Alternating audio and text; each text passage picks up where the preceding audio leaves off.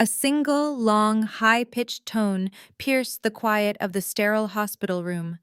The jagged green line on the monitor smoothed out, flattening into a terrible, absolute straight line.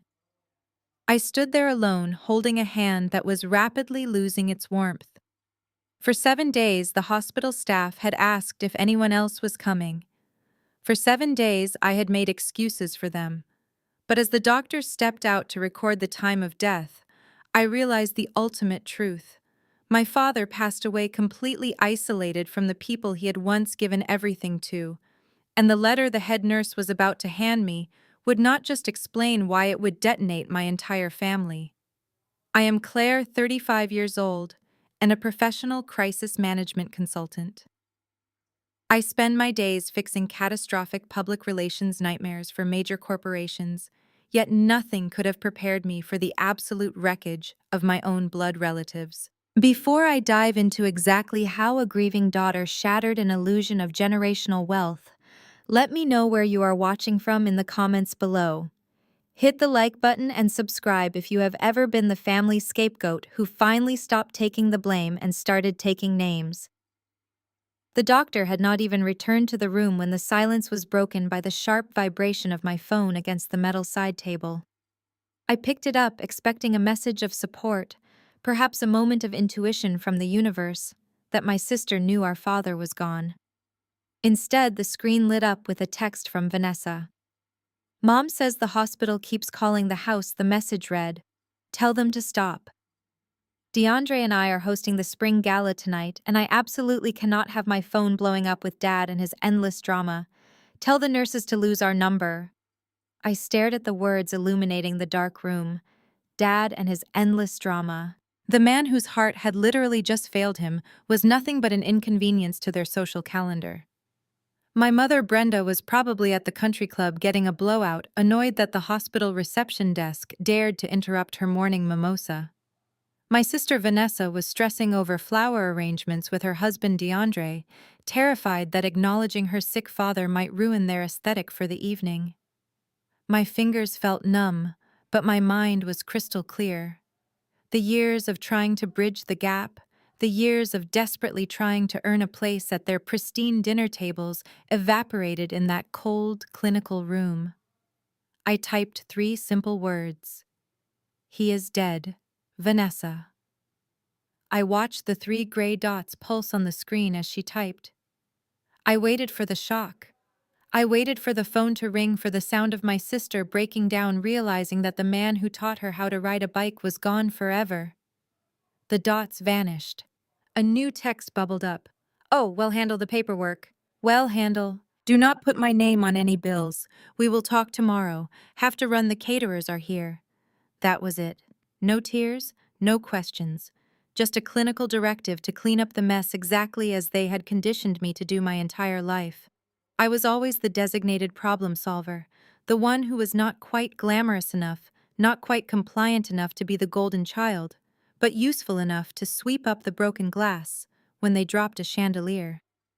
Vanessa and DeAndre lived in a sprawling estate, financed by an endless stream of mysterious loans, projecting an image of untouchable American royalty. DeAndre was a slick, high-end real estate broker, whose charismatic facade hid a trail of shady financial dealings I had always suspected, but could never prove. I lived in the city, building a career from the ground up, entirely self-sufficient. Yet in their eyes, I was merely the unpaid assistant to the family legacy. I slipped the phone into my pocket and looked back down at my father. His face was finally at peace, stripped of the anxiety that had plagued him ever since my mother initiated a brutal divorce 10 years ago, leaving him financially and emotionally ruined. Or so they thought. The door creaked open, and head nurse Marlene stepped in, her eyes soft with sympathy. She did not bring a clipboard or a body bag just yet. Instead, she carried a thick, heavy manila envelope. "Your father made me promise to give this directly to you the moment he was gone," she whispered, pressing it into my hands. "Not your mother, not your sister, only you." The envelope felt unnervingly heavy. It was sealed with a thick strip of tape, and my name was written across the front in his shaky, unmistakable handwriting. As my thumb traced the edge of the flap, my phone buzzed again with a calendar reminder. Vanessa and DeAndre Spring. Gala 8 o'clock. They were going to drink champagne and accept compliments on their philanthropy while their father was wheeled down to a basement morgue. A cold, sharp clarity washed over me. I tore open the envelope. Inside the heavy envelope, I found three things: a handwritten letter, a heavy brass key, and a thick legal document stamped by one of the most ruthless trust attorneys in the state. I unfolded the letter first, recognizing the blue ink my father always favored. My dearest Claire. The letter began. If you are reading this, my heart has finally given out. I am so sorry to leave you alone, but I need you to know that the isolation of these past 10 years was a necessity. It was a shield. When your mother filed for divorce, she intended to strip me of everything I had built to fund Vanessa and DeAndre and their hollow empire. I let her believe she succeeded. I let the world believe I was bankrupted by a humiliating business failure. It was the only way to protect my true legacy from their insatiable greed. My breath caught in my throat. I looked at the legal document beneath the letter. It was a certified financial statement. My father had not died broke in a state-funded hospital bed. He had quietly transferred his assets into a massive blind trust a decade ago. The numbers printed on the page blurred before my eyes as I counted the zeros. My estranged, quiet, allegedly destitute father was worth $45 million. And according to the accompanying documents, I was now the sole executor of the estate and the primary beneficiary of a holding company I had never even heard of. The brass key was taped to the bottom of the letter with a final instruction. This key opens a private safety deposit box downtown. Inside, you will find the leverage you need. They will come for you, Claire. The moment they smell money, your mother and your sister will try to tear you apart, just as they did to me. Do not let them. You are a crisis manager. Treat this family like your greatest client. Fix the narrative. Expose the rot. I stood alone in the quiet hospital room, clutching a piece of paper that held more wealth than my mother and sister had ever seen in their lives. They had spent the last decade mocking my father, treating him like a contagious disease because he could not fund their extravagant vacations or country club memberships anymore. Now they were downstairs at a luxury gala clinking crystal glasses, entirely unaware that the man they had just discarded in death owned the ground they walked on. The next morning, the sun rose bright and warm over the sprawling manicured lawns of my mother Brenda and her massive estate. I pulled my modest sedan into the circular driveway, parking right behind DeAndre and his imported sports car. I walked up the stone steps, clutching my father and his final wishes in my leather briefcase. I could hear their laughter before I even reached the patio. Brenda and Vanessa were lounging under a massive canvas umbrella, wearing silk robes and sipping fresh mimosas. The remnants of last night and their glamorous gala were scattered across the patio tables in the form of half-empty champagne flutes and discarded floral centerpieces. DeAndre was leaning against the stone railing, dressed in designer golf attire, scrolling through his phone with a bored expression. "Oh, good you are here," Vanessa sighed, waving a manicured hand in my direction without bothering to look up. "Please tell me you handled the hospital people." It was an absolute PR nightmare trying to explain to the gala committee why the hospital kept leaving voicemails on my business line during the silent auction. I stepped onto the patio, feeling the familiar weight of their collective disdain pressing down on me. I did not raise my voice. I did not cry. My father passed away at 8:42 last night. I said, my voice steady and completely devoid of the emotion they did not deserve. I filled out the necessary paperwork. His body is currently at the morgue waiting for the funeral director.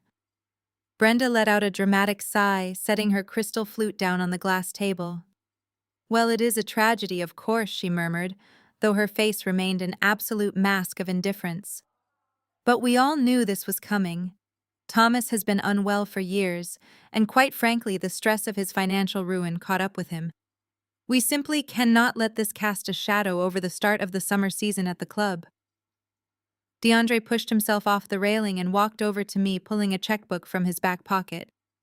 He uncapped a silver pen and quickly scribbled a number across the paper, tearing it free with a sharp ripping sound. He slid the check across the patio table, stopping it right in front of me. "Listen, Claire," he said, using that slick, weaponized therapy speak he always deployed when he wanted to control a narrative. "We need to heal from this, and we need to move on quickly. Here is $500. Take the old man to a quiet crematorium, handle the ashes, and let us just put this sad chapter behind us. We are a united front, right? We protect the family legacy." I looked down at the check. $500 to erase a man who had loved them unconditionally until they bled him dry. I thought about the text message Vanessa sent me as his body was still warm. I thought about the $45 million sitting in a blind trust. I slowly reached out and picked up the check. I did not scream. As a professional crisis consultant, I knew that the person who loses their temper loses the room. I held the crisp paper between my fingers and calmly ripped it directly in half. Then I ripped it again. I stepped forward and dropped the shredded pieces of DeAndre and his condescending hush money directly into Brenda and her mimosa glass. The patio fell completely silent. Brenda gasped, pulling her glass away as the pieces of paper floated in the orange juice. "Are you out of your mind?" Vanessa shrieked, jumping up from her lounge chair. "I am handling the funeral," I said, locking eyes with my sister. "And you are all going to attend. You are going to wear black, you are going to sit in the front row, and you are going to show the world how much you cared. Why on earth would we do that?" DeAndre snapped his charismatic facade, cracking to reveal the aggressive bully underneath. "Because I said," smiling coldly, "his attorney is reading the will immediately afterward. And trust me, DeAndre, you absolutely cannot afford to miss it." The color completely drained from my sister and her husband. Brenda froze, her hand still hovering over her ruined drink. The word will hung in the morning air like a guillotine. The balance of power had just shifted, and they had no idea they were already standing in the trap. The heavy wooden door of the hospital room clicked shut behind head nurse Marlene. She did not carry the usual clipboard or blood pressure cuff. Instead, her hands were wrapped tightly around a thick, weathered manila envelope. "I need you to take this, Claire," she said, her voice barely above a whisper. "Your father made me swear on my life that this would only go into your hands. Not your mother, not your sister, only you." Marlene stepped closer, and I could see the sheer exhaustion etched around her eyes. She told me that during his final weeks my father was entirely lucid. He knew his heart was failing, but his mind was sharper than ever. He spent his last days arranging his affairs, making endless phone calls to his attorneys, while the nursing staff watched in sympathetic silence. He knew no one from the family was coming. He knew Brenda was too busy maintaining her pristine country club image, and Vanessa was too absorbed in her lavish gala preparations.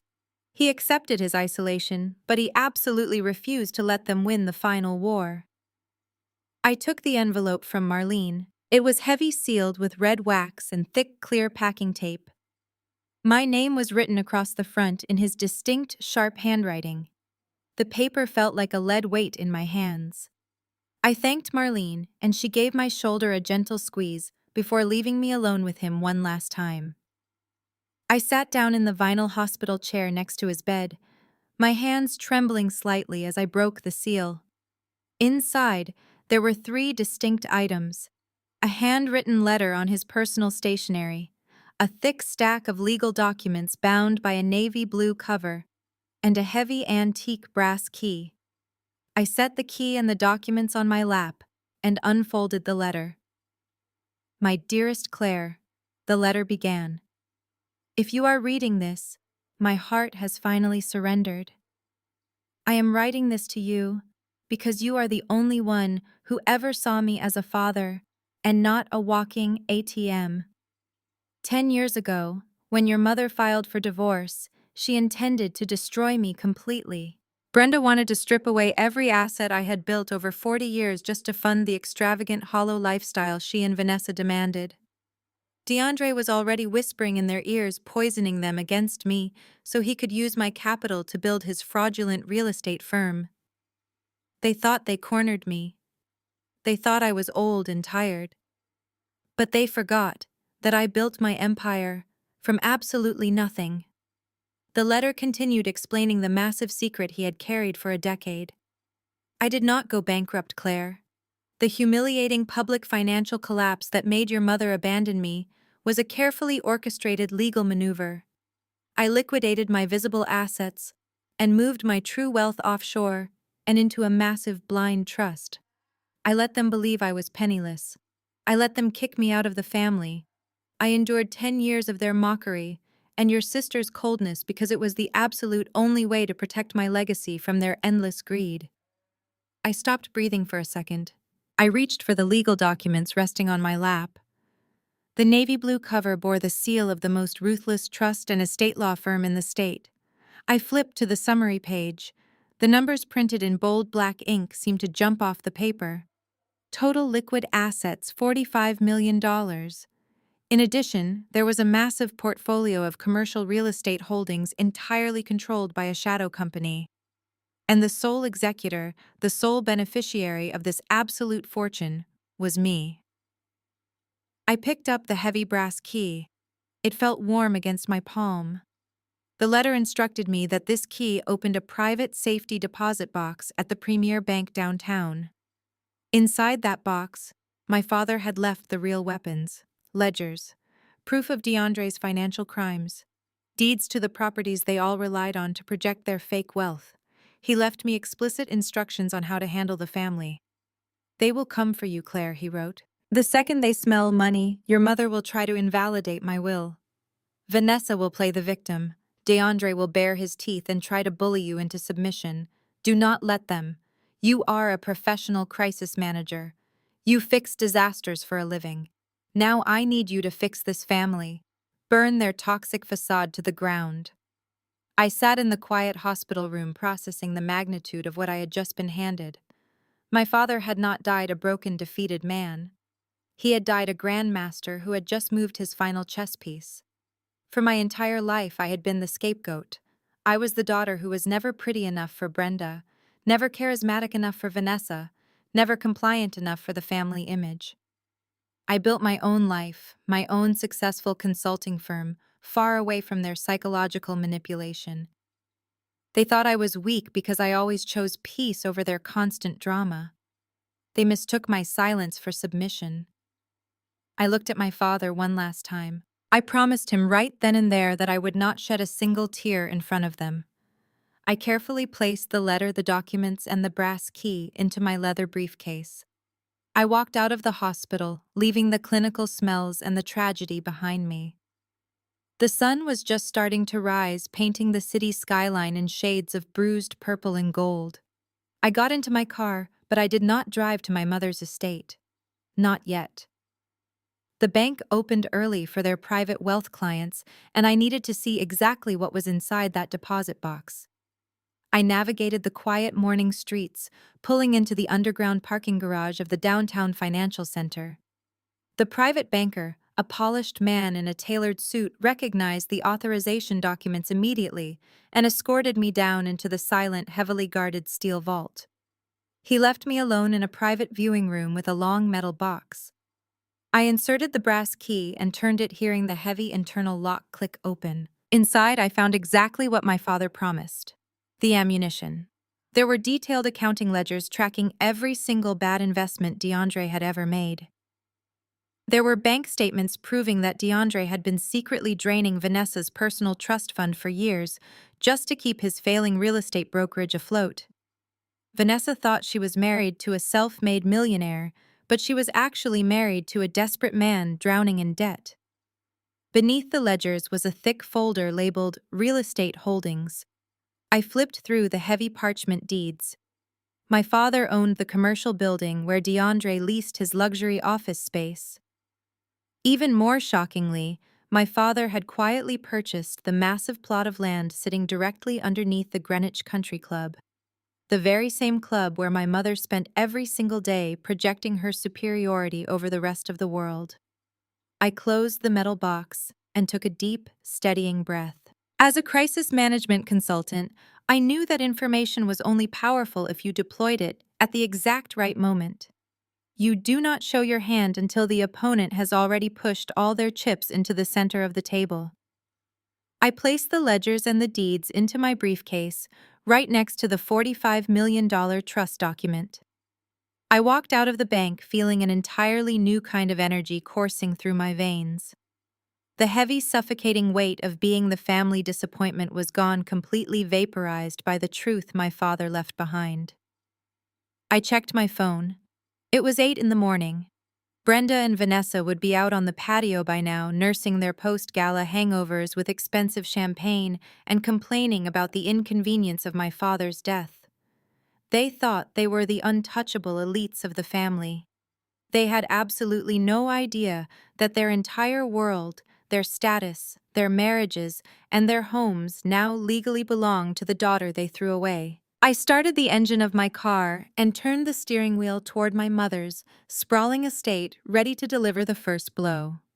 I parked my modest sedan behind DeAndre and his sleek imported sports car, taking a moment to look at the sprawling estate. The massive stone columns and perfectly manicured hedges were designed to intimidate anyone who approached. For years, walking up this driveway made my stomach twist into knots of anxiety. I always felt like an intruder in my own family, a stain on their perfect aesthetic. But today, my leather briefcase felt like a shield. Inside it rested the $45 million truth and the absolute ruin of everyone sitting on the other side of those walls. I bypassed the heavy front doors knowing they would not answer anyway, and walked around the side of the house toward the expansive back patio. The morning air was warm, and the smell of freshly cut grass mixed with the scent of expensive floral arrangements left over from their gala the night before. I could hear their voices before I rounded the corner. There was no hushed mourning, no somber reflection. There was only the sharp, irritated tone of my mother Brenda complaining about how her schedule had been inconvenienced. "It is just unbelievably selfish," Brenda was saying, her voice carrying over the gentle splashing of the patio fountain. "To have this happen right before the country club summer season begins, it is an absolute PR nightmare. Do you know how hard I worked to secure the center table for the opening brunch? Now everyone is going to be whispering about Thomas and expecting me to play the grieving widow." She actually said widow, as if she had not ruthlessly divorced him 10 years ago, taking everything she thought he had. I stepped onto the flagstone terrace. Brenda and my sister Vanessa were lounging on plush outdoor sofas under a massive canvas umbrella. They were both wearing designer silk robes, their faces shielded by oversized sunglasses. A silver tray holding a crystal pitcher of mimosas sat between them alongside plates of half-eaten avocado toast. DeAndre was standing near the edge of the patio, dressed in pristine white golf attire, casually practicing his swing with an invisible club. None of them noticed me at first. Vanessa let out a dramatic sigh, swirling the orange liquid in her glass. "I just hope the hospital stops calling my business line," she complained. "I had to silence my phone during the silent auction last night because they left 3 voicemails about his heart monitor failing. It was incredibly embarrassing trying to explain that to the gala committee." I cleared my throat. The 3 of them froze and turned to look at me. There was no rush of sympathy, no questions about my well-being or my father's final moments. Vanessa simply pulled her sunglasses down the bridge of her nose and frowned at my sensible business suit. "Oh, good you are here," Vanessa said, waving a manicured hand dismissively. "Please tell me you handled the hospital people. Did you get them to stop calling me?" I walked closer, stopping at the edge of the glass patio table.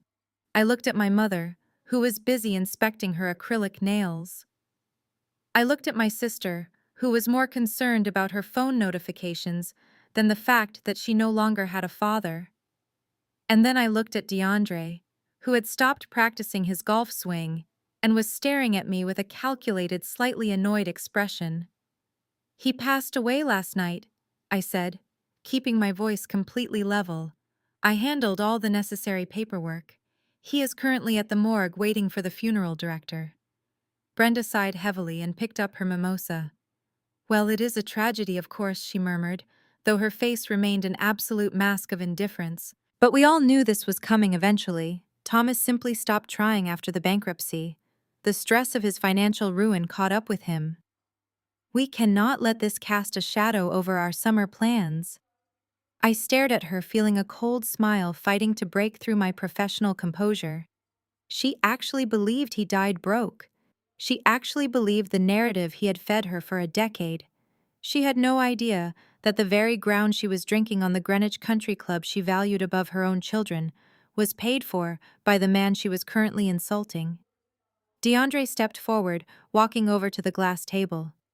He reached into the back pocket of his tailored golf pants and pulled out a leather checkbook. He clicked a silver pen and began writing, leaning over the table with an air of absolute authority. DeAndre always loved playing the patriarch, the wealthy provider who graciously handled the messy details for the fragile women in the family. "Listen, Claire," DeAndre said, deploying the slick weaponized therapy speak he used to manipulate every situation. "We need to protect our peace right now. We need to heal as a family and focus on moving forward without dragging out the negativity. You know how toxic Dad could be?" He ripped the check from the booklet with a sharp tear and slid it across the glass surface until it stopped right in front of me. "Take this," DeAndre commanded, his tone dropping into a patronizing register. "It is $500. That should cover a basic direct cremation. Take the old man to a quiet facility, handle the ashes, and let us all just put this sad chapter behind us. There is no need for a messy public spectacle. We are a united front, right? We protect the family legacy." I looked down at the check. $500. That was his valuation of a human life. That was what he thought it cost to erase Thomas from the world completely. I thought about the ledgers sitting inside my briefcase right now. The bank statements proving that DeAndre had been secretly embezzling hundreds of thousands of dollars from Vanessa's trust fund for years. He was standing there, acting like a billionaire philanthropist while secretly drowning in massive debt. I did not raise my voice. I did not scream or cry or demand the respect they were entirely incapable of giving. As a crisis management consultant, I knew that true power is never loud. True power is quiet, absolute, and perfectly timed. I reached out and picked up the crisp piece of paper.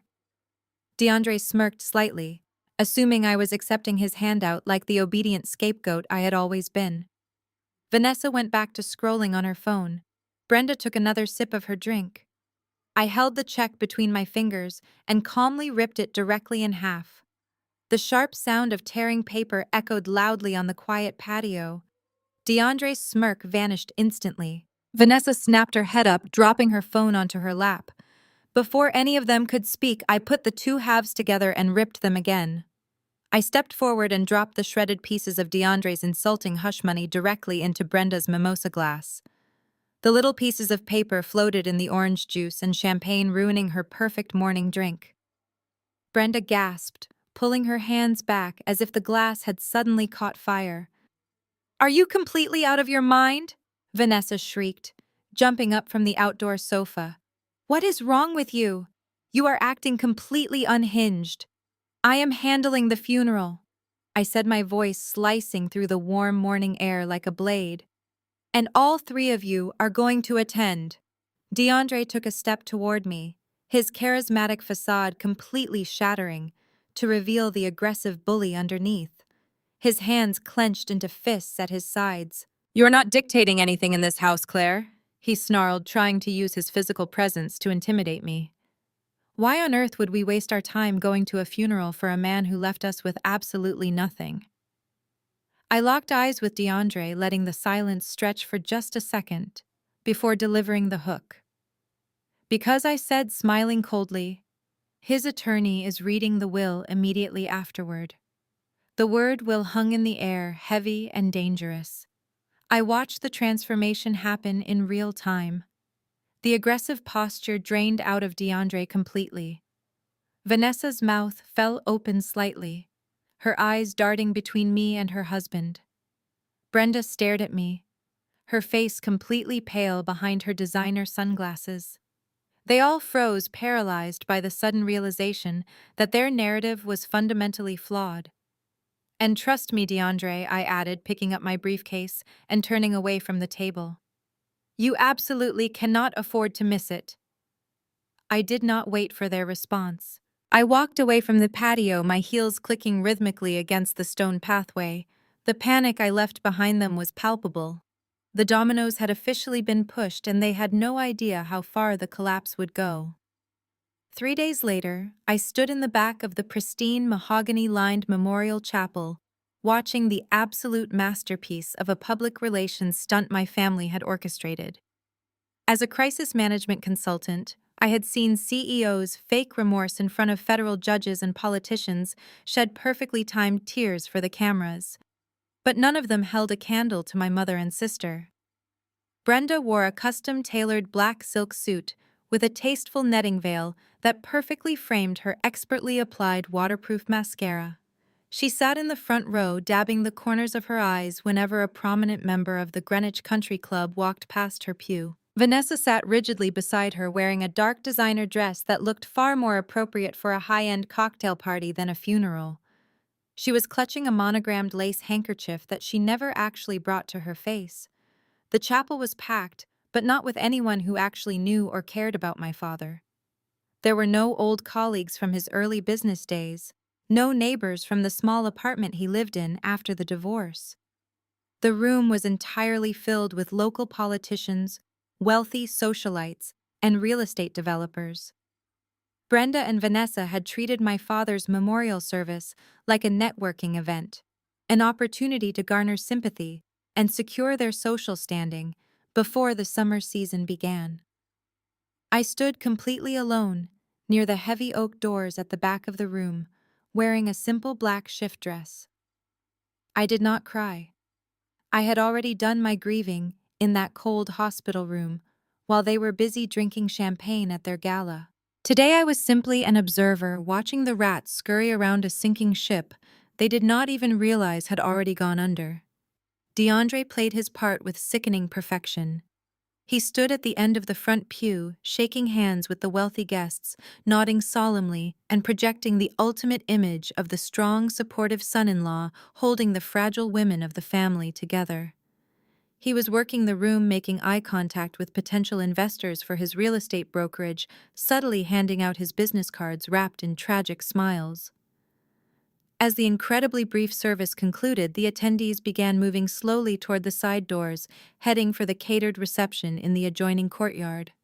I watched Brenda and Vanessa immediately drop their grieving widow and heartbroken daughter routines the second they stepped out of the chapel. Brenda immediately began complaining to a local judge about the humidity ruining her hair, while Vanessa pulled out her phone to check her social media notifications. I turned to leave, intending to head straight to the attorney's office for the reading of the will, but a heavy hand clamped firmly onto my elbow. I stopped and looked over my shoulder. DeAndre was standing far too close to me. His jaw clenched tight, but his mouth twisted into a forced, polite smile. "We need to talk," he murmured, steering me aggressively away from the lingering crowd and into a quiet, dimly lit alcove near the coat room. He let go of my arm and took a step back, smoothing the lapels of his expensive dark suit. He took a deep, exaggerated breath, deploying the slick, weaponized therapy speak he always used when he wanted to corner me into compliance. DeAndre loved to use the language of healing to disguise his absolute need for control. "This has been an incredibly traumatic week for all of us, Claire," he said, his voice dropping into a low, soothing register that made my skin crawl. "We are all carrying a lot of heavy emotions right now, but as we transition into this next phase, we really need to protect our peace. We need to heal." I stared at him, my face completely blank. "Go on," I said softly, giving him the rope he was so desperate to hang himself with. DeAndre shifted his weight, leaning in closer, as if we were co-conspirators. "Look, I know you and I have had our differences. I know you have always felt a little disconnected from the rest of the family, but right now we need to be a united front. I saw the way you ambushed Brenda on the patio the other morning. You terrified her, talking about lawyers and a will." He paused, studying my eyes to see if his manipulation was working. When I offered nothing but silence, he continued, his tone growing slightly more urgent. If the old man actually managed to scrape together a little something before he passed, we should not be fighting over scraps with attorneys. If there is a small life insurance policy or a minor asset, we should pool it together for the family legacy. Put it into the collective pot, so to speak. Vanessa and I can manage the funds properly, ensure Brenda is taken care of, and make sure you get a fair cut without all the legal fees draining the estate. We just need to handle this quietly between us. I looked at this man standing in front of me, projecting the illusion of massive wealth while secretly drowning in debt. I thought about the ledgers currently sitting in my briefcase locked in the trunk of my car. I thought about the bank statements detailing exactly how much money he had stolen from his own wife's trust fund just to keep up appearances. He was terrified. He was trying to neutralize the threat I posed before we ever stepped foot inside the attorney's office. Family legacy. I repeated, my voice sharp and cold, slicing right through his carefully constructed therapist routine. Yes, Claire, family legacy. DeAndre insisted, his polite smile faltering slightly at the edge of my tone. You mean like how you and Vanessa convinced Mom to remortgage her entire estate to fund your failing real estate brokerage?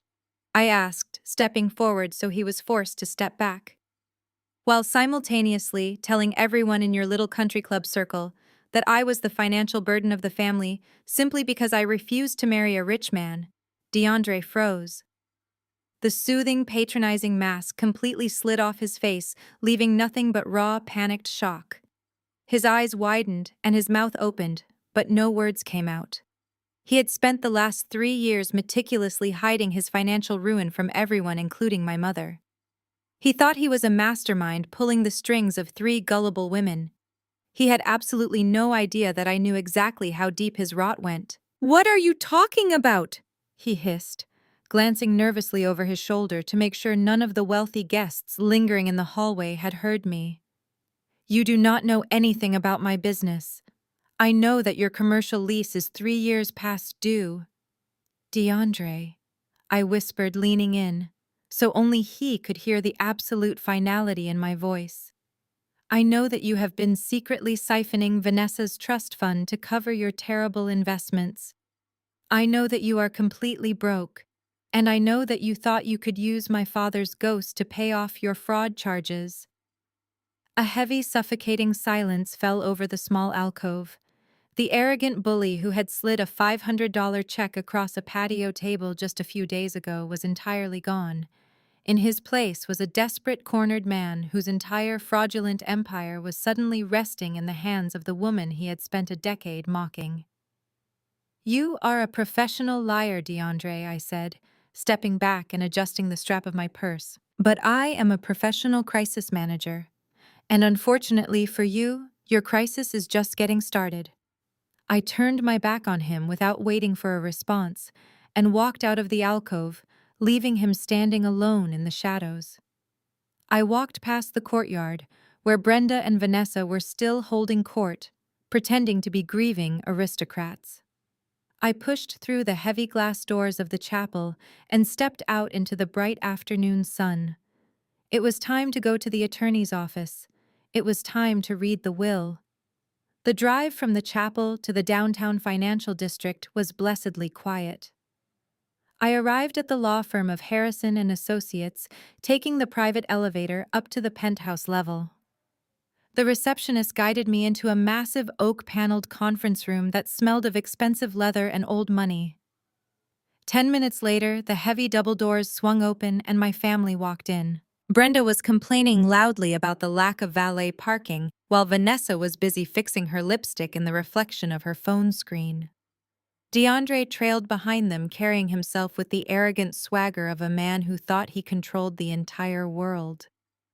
Mr. Harrison, a distinguished attorney with silver hair and a completely unreadable expression, walked into the room, carrying the thick navy blue folder I had seen in the hospital. He sat at the head of the long mahogany table and motioned for everyone to take a seat. Brenda sighed dramatically, sinking into a leather chair and crossing her arms. "Let us make this quick, Mr. Harrison," she demanded. We have a reception to get back to, and I frankly do not understand why we are wasting our afternoon reading the final wishes of a man who did not have a dime to his name. Mr. Harrison did not react to her venom. He calmly opened the folder and adjusted his reading glasses. He began reading the standard legal preamble, verifying that Thomas was of sound mind and body when the document was drafted. Then he turned the page and the atmosphere in the room changed forever. To my youngest daughter, Claire, Mr. Harrison read his voice echoing in the quiet room. I leave the entirety of the primary blind trust. This includes all liquid financial assets, investment portfolios, and the controlling shares of the parent holding company. As of the current valuation, this estate is worth exactly $45 million. For exactly 3 seconds, the room was completely silent. It was the kind of heavy, suffocating silence that occurs right before a bomb detonates. Then the explosion happened. "That is an absolute lie," Brenda shrieked, jumping out of her chair so fast it slammed into the wall behind her. "That is a complete forgery. Thomas was a penniless loser. He went bankrupt 10 years ago. He died in a standard hospital bed. There is no trust fund, and there is certainly no $45 million. Vanessa was instantly on her feet, her face flushed with pure rage. She slammed her hands down on the mahogany table, glaring at me. "You manipulated him," she screamed. "You went to that hospital and you forced a dying delusional man to sign over everything to you. As the eldest daughter, I am entitled to my rightful half of whatever he left behind. I will tie you up in court for the rest of your life, Claire." I sat perfectly still, my hands folded in my lap. I did not defend myself. I did not need to. Mr. Harrison banged his hand flat against the table, the sharp crack of flesh against wood instantly silencing my mother and sister.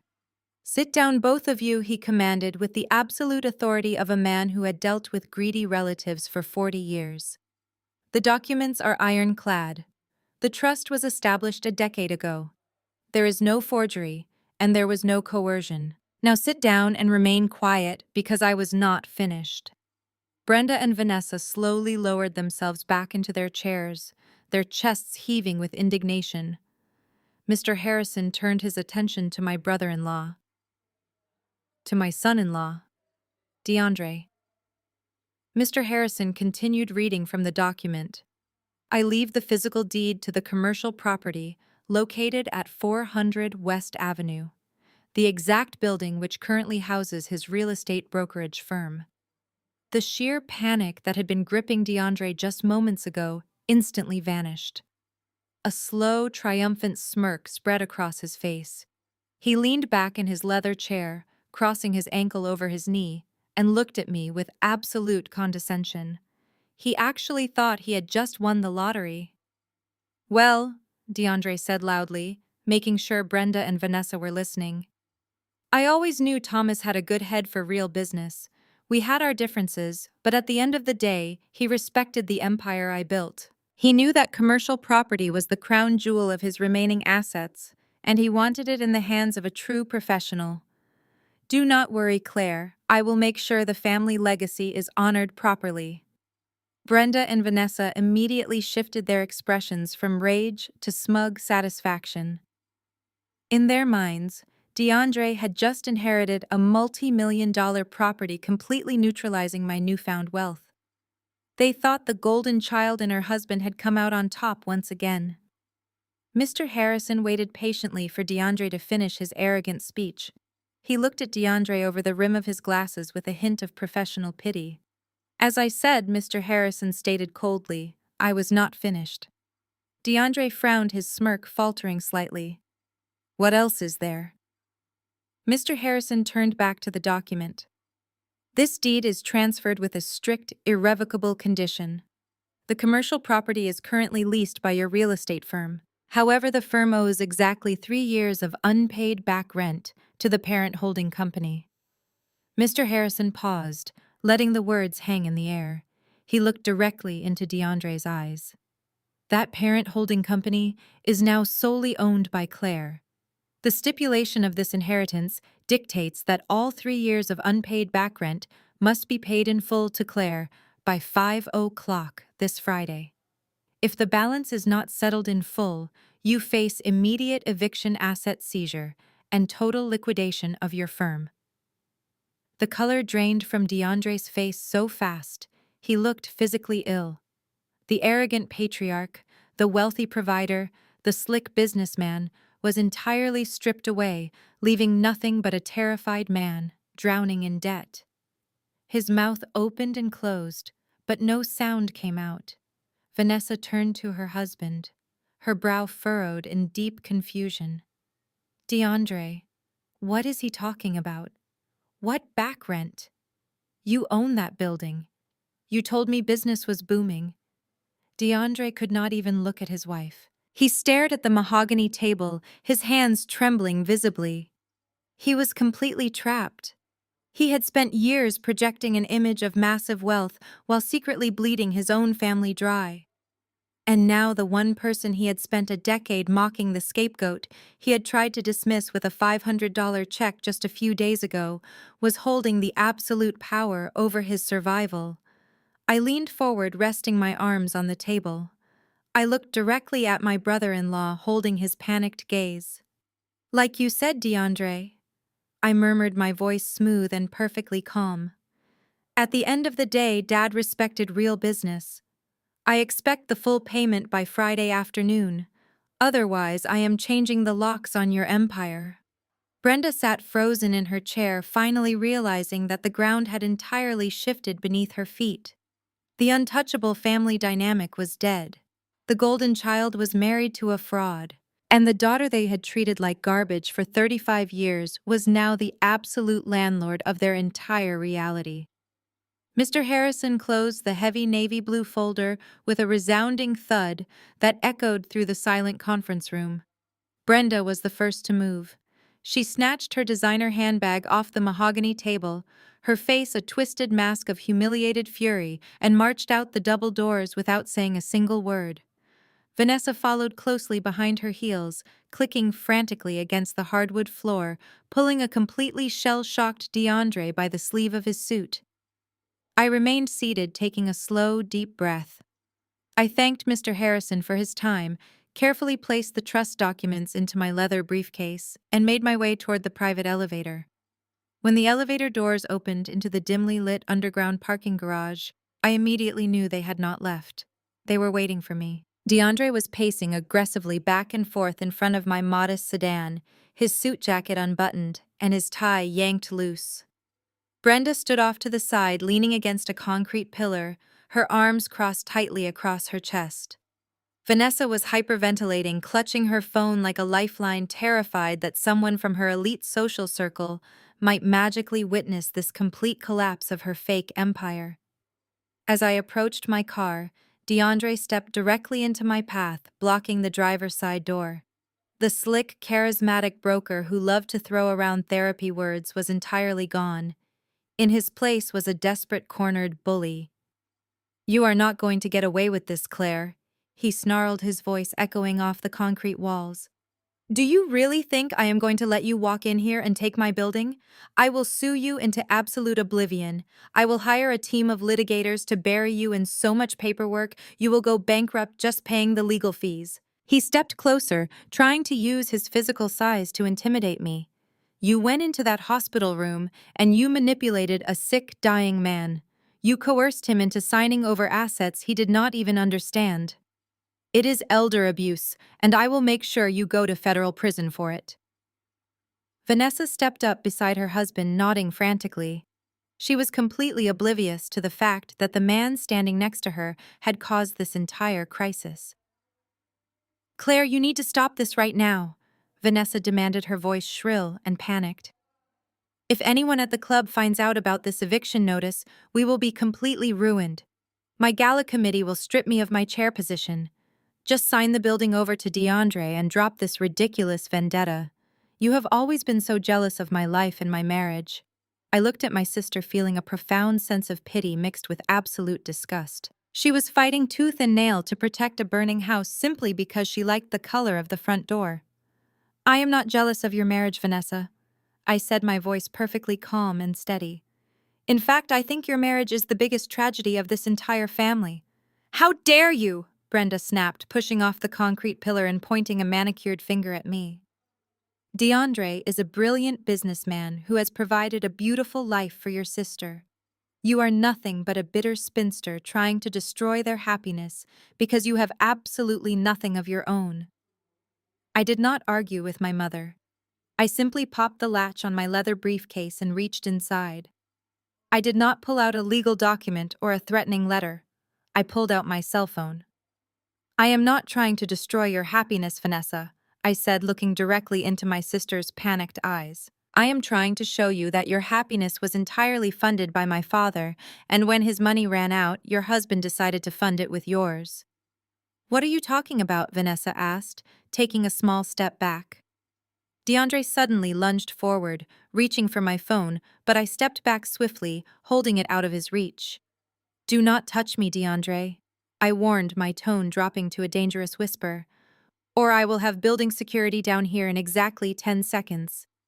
He froze, his chest, heaving, his eyes darting wildly. He knew exactly what was on that phone. I tapped the screen, opening the audio file I had saved from the private safety deposit box downtown. I turned the volume all the way up and pressed play. My father's voice did not come through the speaker. It was DeAndre. The audio was clear, echoing loudly in the empty parking garage. Thomas, please, you have to help me. DeAndre pleaded on the recording, his voice cracking with desperate tears. The market took a massive downturn, and my commercial investments are completely underwater. I need a bailout. Just a temporary loan to keep the holding company off my back. There was a brief pause on the recording, followed by a heavy, ragged sigh from my father. Then DeAndre spoke again, his voice dropping into a shameful, pathetic whisper. If Vanessa finds out what I did, she will leave me, Thomas. I had to pull the capital from somewhere. I drained her personal trust fund. I took everything she had just to cover the margins on the West Side development. If I do not get an injection of cash by the end of the month, the auditors will find out, and I will be facing federal fraud charges. Please, Thomas, you have to save me. I pressed stop. The silence that followed was so absolute it felt like the oxygen had been sucked entirely out of the room. Vanessa stood perfectly still, her designer handbag slipping from her shoulder and hitting the concrete floor with a dull thud. She turned her head slowly, looking at the man she had proudly flaunted as a self-made millionaire for the last 5 years. DeAndre could not even meet her gaze. He stared at his expensive Italian leather shoes, his face pale and slick with cold, nervous sweat. You stole from me, Vanessa, whispered her voice, trembling with a shock so deep it completely fractured her golden child facade. My trust fund. The money Grandpa left me. You told me it was safely tied up in long-term government bonds. Baby, I was going to put it back, DeAndre stammered, taking a step toward her, holding his hands out in a desperate, pleading gesture. It was just a temporary reallocation of funds to protect our lifestyle. I did it for us. I did it so you could keep hosting your galas and buying your designer clothes. Do not touch me, Vanessa screamed, slapping his hands away with such force it echoed off the concrete walls. You lied to me. You let me stand in that office upstairs and demand my rightful half of Dad's money while you knew you had already stolen every single dime I had to my name. I watched the entire illusion of my family shatter into a million irreparable pieces. DeAndre had not wanted to heal the family. He had not wanted to protect our legacy. He just needed my father's ghost to pay off his massive fraud charges and keep him out of prison. But the most shocking reaction did not come from Vanessa or DeAndre. It came from Brenda. My mother, the ultimate enabler, had just watched undeniable proof that her son-in-law was a criminal who had robbed her favorite daughter blind. Any normal mother would have attacked DeAndre on the spot. Instead, Brenda turned her furious, glaring eyes entirely on me. How could you do this, Claire?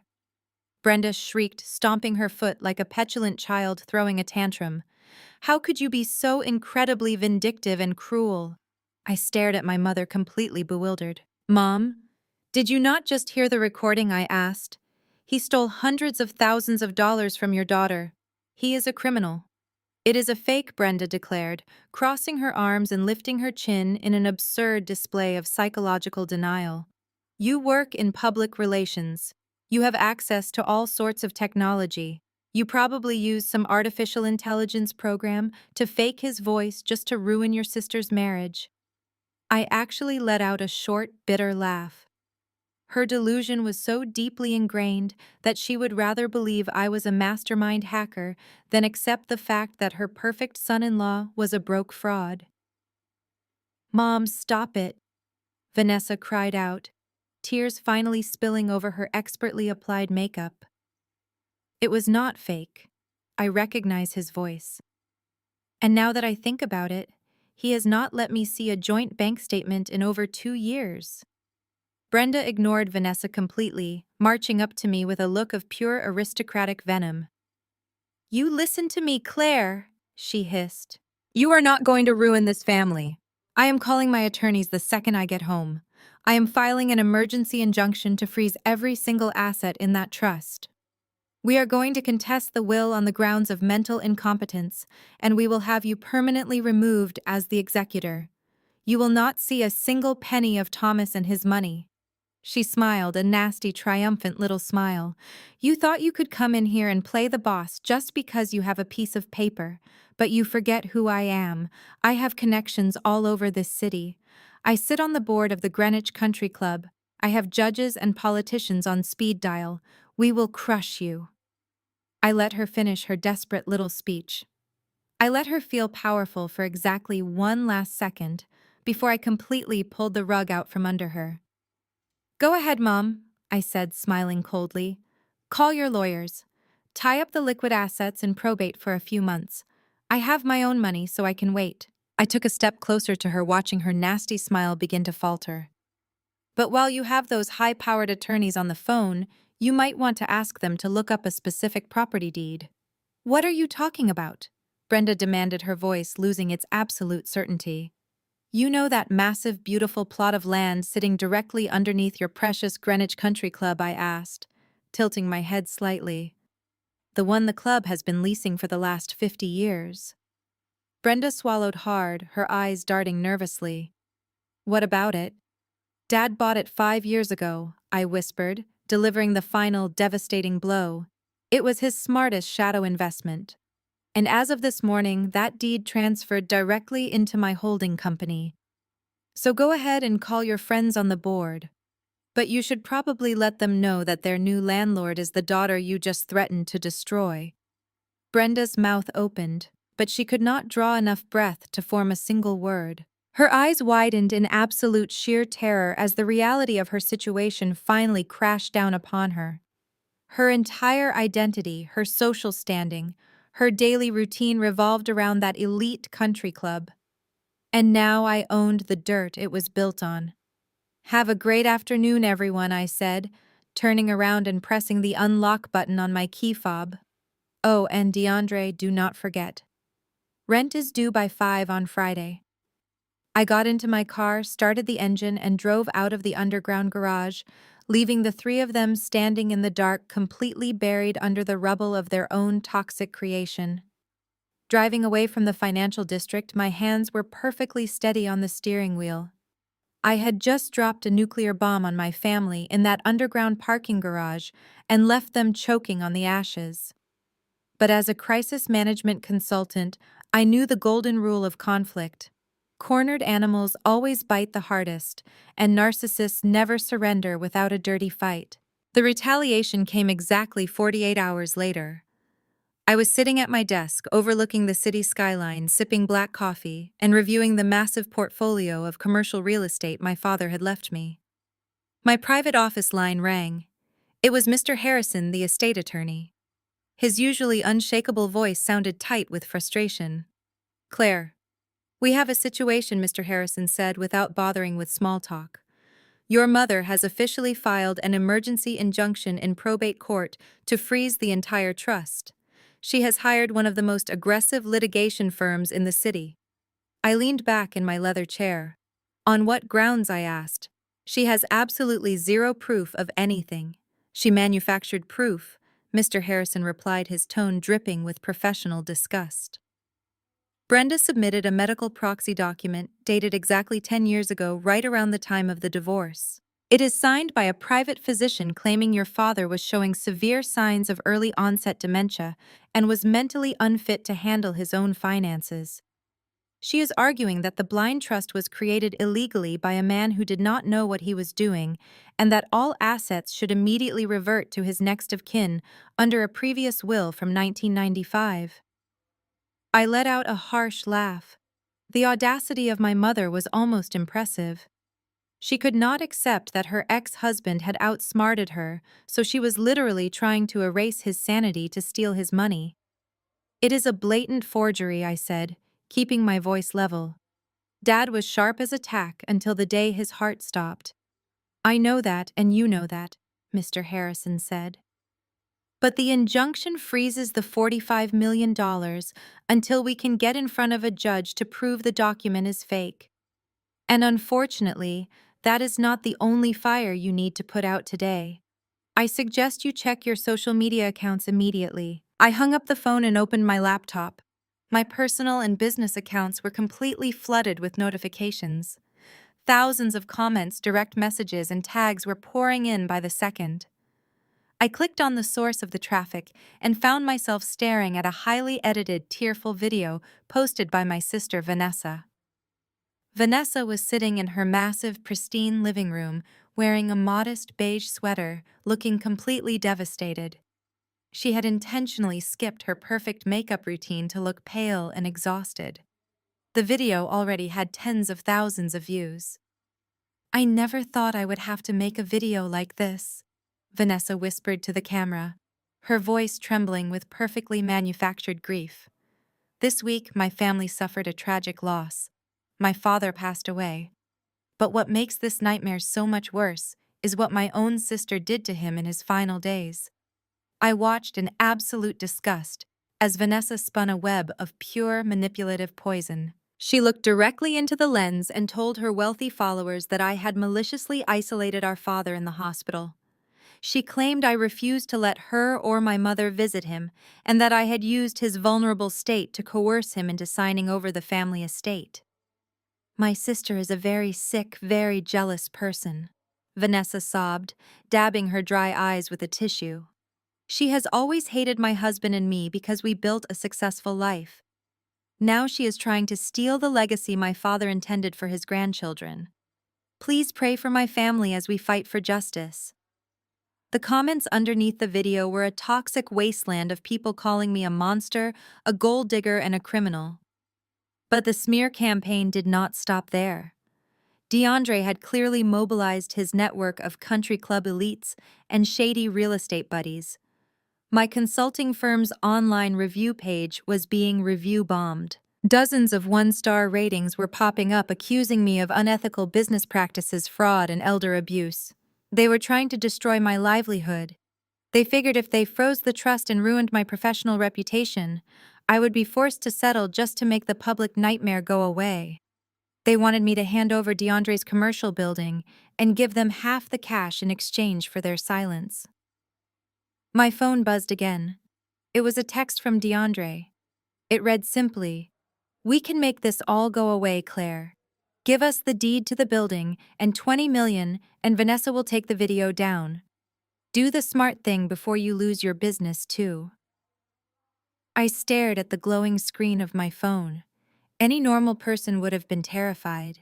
Any normal person would have called their lawyer begging to negotiate a settlement to stop the bleeding. But I was not a normal person.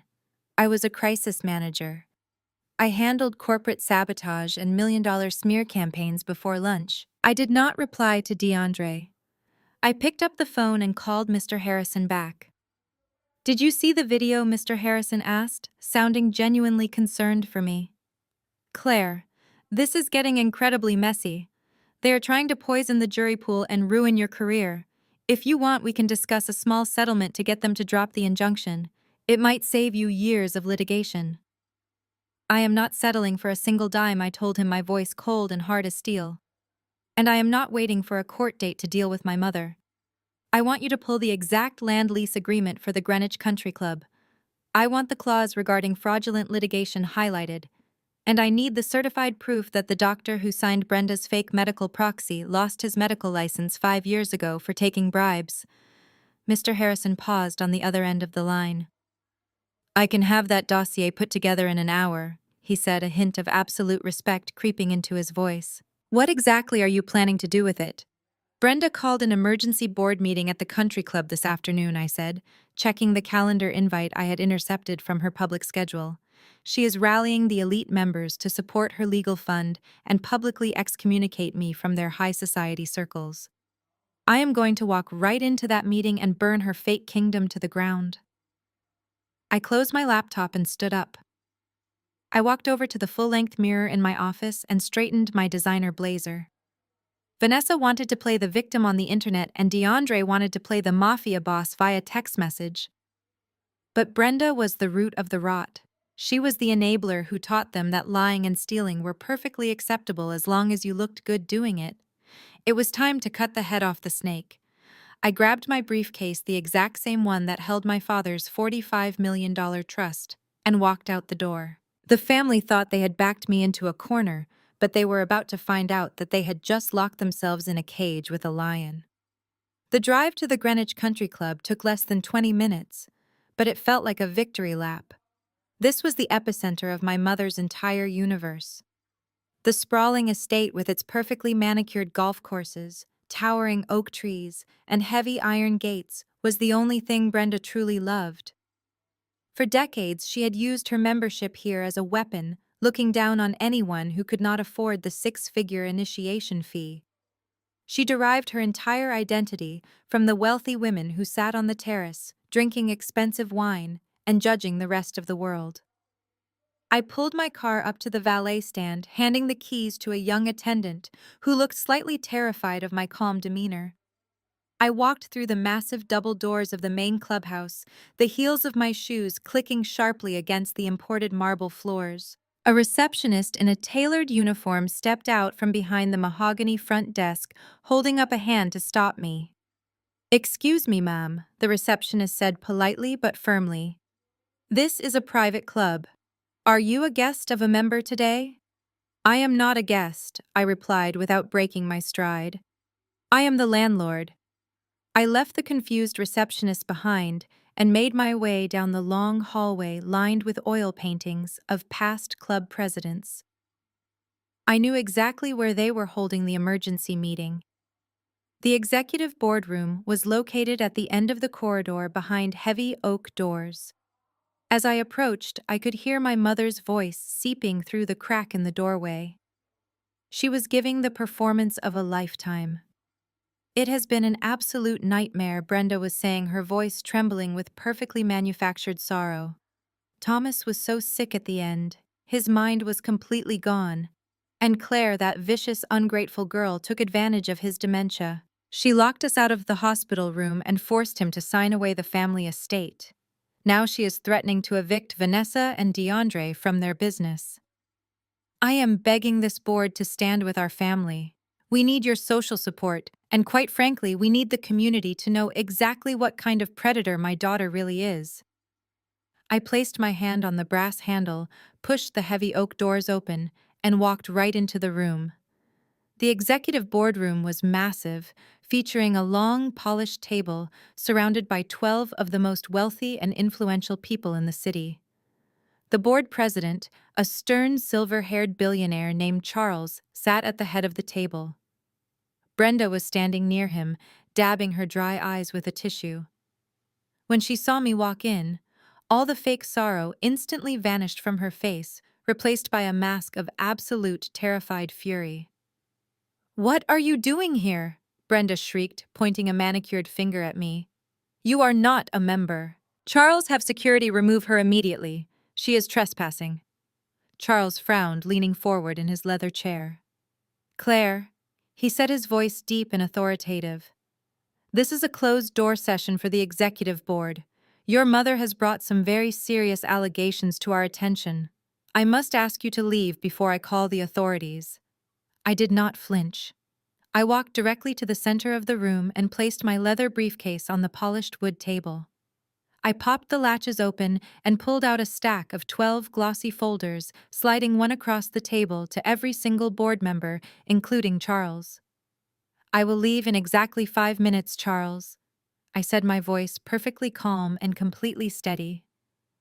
"But since my mother is standing in here asking for your support and asking you to publicly smear my consulting firm, I thought you might want to see the actual facts before you tie your reputations to a sinking ship." "Do not open those!" Brenda screamed, lunging toward the table, trying to snatch the folders back. "It is a trick. She is a crisis manager. She manipulates information for a living." "Sit down, Brenda." Charles commanded sharply, his patience clearly wearing thin. He picked up the folder and opened it. The other 11 board members followed suit. I stood tall, folding my hands in front of me as I watched them read.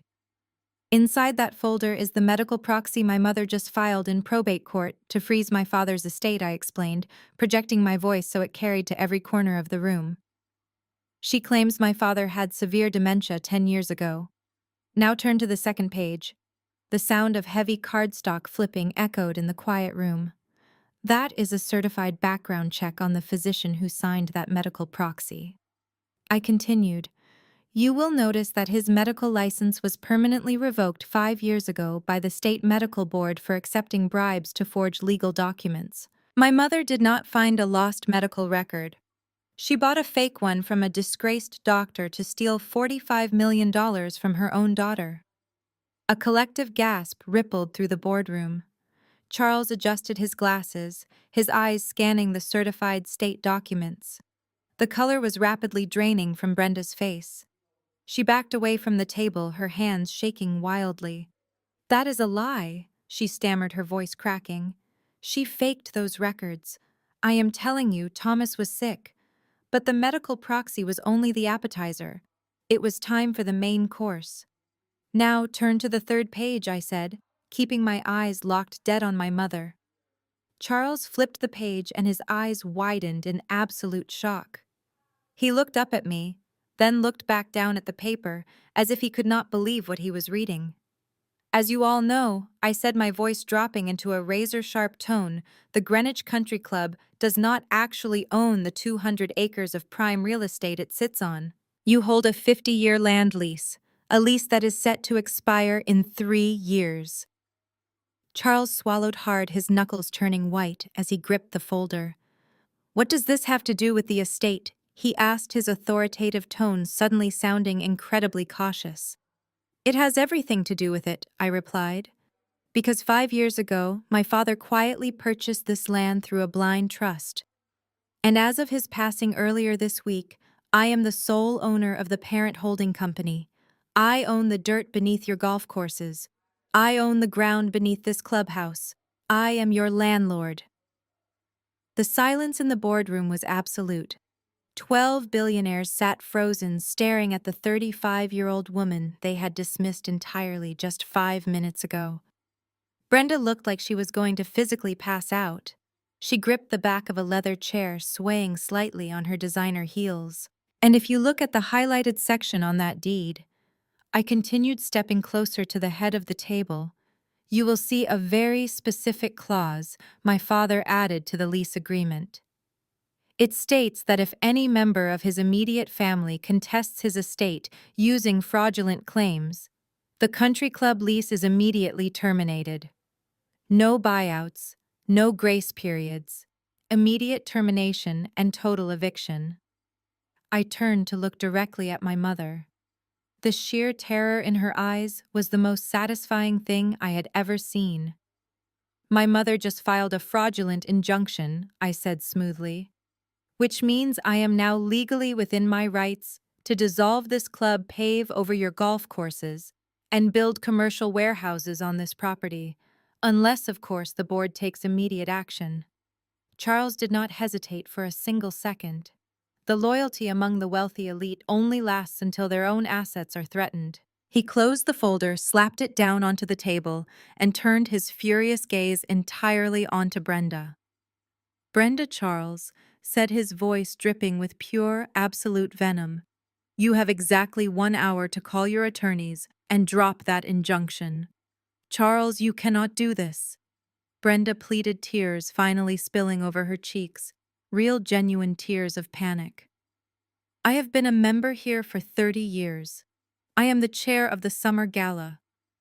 I do not care if you built the clubhouse with your own bare hands, Charles roared, standing up from his chair. You brought forged documents into my boardroom.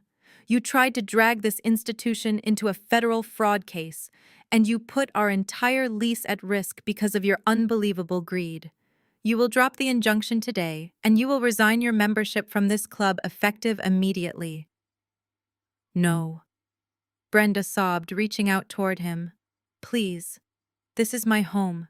This is my life. If I ever see your car pull through those front gates again, Charles warned, I will have you arrested for trespassing. Now get out of my sight. Brenda stood there completely broken. Her entire kingdom, her social standing, her power, her elite identity was completely vaporized in less than 10 minutes.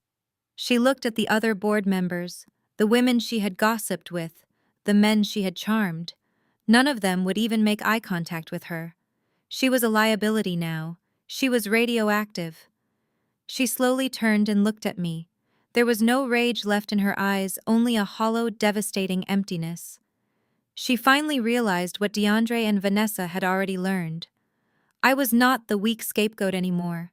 I was the one holding all the cards. Brenda let out a quiet, pathetic sob, turned around and walked out of the heavy oak doors, dragging her feet like a completely defeated woman. I looked back at Charles and offered a polite professional nod. I will expect written confirmation that the injunction has been formally withdrawn by the end of the business day, I said. Have a wonderful afternoon, gentlemen. I picked up my empty briefcase, turned around, and walked out of the boardroom, leaving the elite members of the country club sitting in stunned, terrified silence. I walked back down the long hallway, out the double doors, and into the bright afternoon sun. The air felt cleaner than it had in my entire life. The toxic empire was crumbling exactly as my father had planned, and I still had one final move left to play. The warm afternoon breeze swept across the pristine valet circle of the Greenwich Country Club, but the air felt entirely charged with electricity. I had just walked out of the executive boardroom, leaving my mother in the ruins of her social empire. I handed my ticket to the young valet attendant and waited for him to bring my sedan around. I assumed Brenda would hide in the clubhouse bathroom to desperately patch up her makeup and her shattered ego. I underestimated her absolute capacity for delusion. The heavy mahogany front doors of the clubhouse flew open with a violent bang. Brenda stormed out onto the cobblestone driveway, her face flushed a blotchy dark red. She marched past two wealthy members who stared at her in shock, her designer handbag swinging aggressively at her side. She did not look like a grieving widow or a sophisticated socialite anymore. She looked like a cornered predator making one last desperate lunge. You think this is over? Brenda shrieked, her voice echoing off the stone pillars of the entryway. The valet attendant froze halfway to the key podium, his eyes darting nervously between us. I simply held up my hand, signaling him to wait. I turned to face my mother, feeling a strange sense of clinical detachment. You think you can just march into my club and threaten my friends? Brenda demanded, closing the distance between us until she was standing inches from my face. You think a piece of paper gives you the right to destroy this family? I looked down at her, noticing how heavily she was breathing. Mom, you destroyed this family 10 years ago. I said, my voice perfectly level. I am just holding up the mirror. Instead of turning her anger toward DeAndre, the man who had actively stolen hundreds of thousands of dollars from her favorite daughter Brenda, did exactly what an enabler always does. She protected the abuser and attacked the truth teller. DeAndre made a financial mistake, Brenda hissed, waving her hand dismissively as if stealing a trust fund was the equivalent of forgetting to pay a water bill. He is a brilliant broker. The market fluctuates, and he was doing whatever he had to do to protect Vanessa's lifestyle. He is a provider. But you would not know anything about that, would you, Claire? She sneered, her upper lip curling in absolute disgust. You are nothing but a toxic, jealous spinster. You have spent your entire life resenting your sister because she is beautiful, because she married a successful man, and because she actually knows how to build a life. You could not find a man to tolerate you, so you decided to try and ruin her perfect marriage out of pure spite. The sheer psychological gymnastics required to reach that conclusion were astounding. Vanessa was currently at home crying over a drained bank account and a husband facing federal fraud charges, but in Brenda's mind, I was the villain for hitting play on a voicemail. You are deeply unwell, Mom, I said, shaking my head slowly. You would rather watch Vanessa drown in debt with a criminal than admit that your perfect golden child married a massive fraud. He is not a fraud, Brenda screamed, a fleck of spit flying from her mouth. And you are not going to win. I do not care what Charles and the board said in that room. They are cowards. I am not dropping the injunction. She took a step back, crossing her arms and lifting her chin in a proud, defiant posture. I am hiring the most aggressive appellate lawyers in the city, Brenda announced proudly. I am going to freeze the estate permanently. I will drag this out in probate court for the next 10 years if I have to. I am going to protect Vanessa, and I am going to have you removed as the executor entirely. You will go back to your miserable, lonely little life, and we will take back exactly what belongs to us. I stood there listening to her ultimatum. She truly believed that intimidation could alter reality. She thought that if she yelled loud enough, the facts would simply change to suit her narrative. I smiled. It was a cold, sharp smile that finally made her defiant posture waver. Go ahead, Mom, I said, my voice dropping to a terrifyingly calm whisper. Call your lawyers. Hire the most expensive litigators you can find. Drain whatever cash you have left in your checking account to pay their retainers. I leaned forward, so she had nowhere to look but directly into my eyes. But while you have them on the phone, you might want to ask them to double-check the property deeds, I continued. Ask them who exactly owns the land underneath this precious country club you are standing in. Spoiler alert, Mom, Dad bought it 5 years ago. And as of today, I am your landlord. Brenda's eyes widened as I reinforced the absolute reality of her situation. I did not just threaten the board in there, I said, gesturing toward the clubhouse. I gave them an ultimatum. And since you just stood here and told me you are refusing to drop the injunction, my next phone call is to Charles. I am going to tell him that you are proceeding with your fraudulent lawsuit, which means the club lease is officially terminated. No. Brenda gasped, her hands flying to her mouth. Yes, I replied flatly. By tomorrow morning, every single elite member of this club will know that their private golf course is going to be bulldozed because Brenda could not admit her son-in-law was a thief. You will not just be kicked out of the club, Mom. You will be the woman who destroyed it. They will completely ruin you. The fight entirely drained out of her. The aggressive screaming, the venomous insults, the arrogant threats, all of it evaporated into thin air. She looked around the valet circle, staring at the luxury cars and the manicured hedges, realizing that she was looking at her own kingdom for the very last time. I stepped around her and walked over to the valet attendant, who immediately handed me my keys with a trembling hand. I tipped him and opened my car door. I paused, looking back at my mother one last time over the roof of the car. Bring Vanessa and DeAndre to my office tomorrow morning at 9 o'clock sharp, I instructed, my tone switching back to a professional crisis manager, addressing a highly problematic client. It is time to settle this estate once and for all. Do not be late. I slid into the driver's seat, started the engine, and drove away from the country club.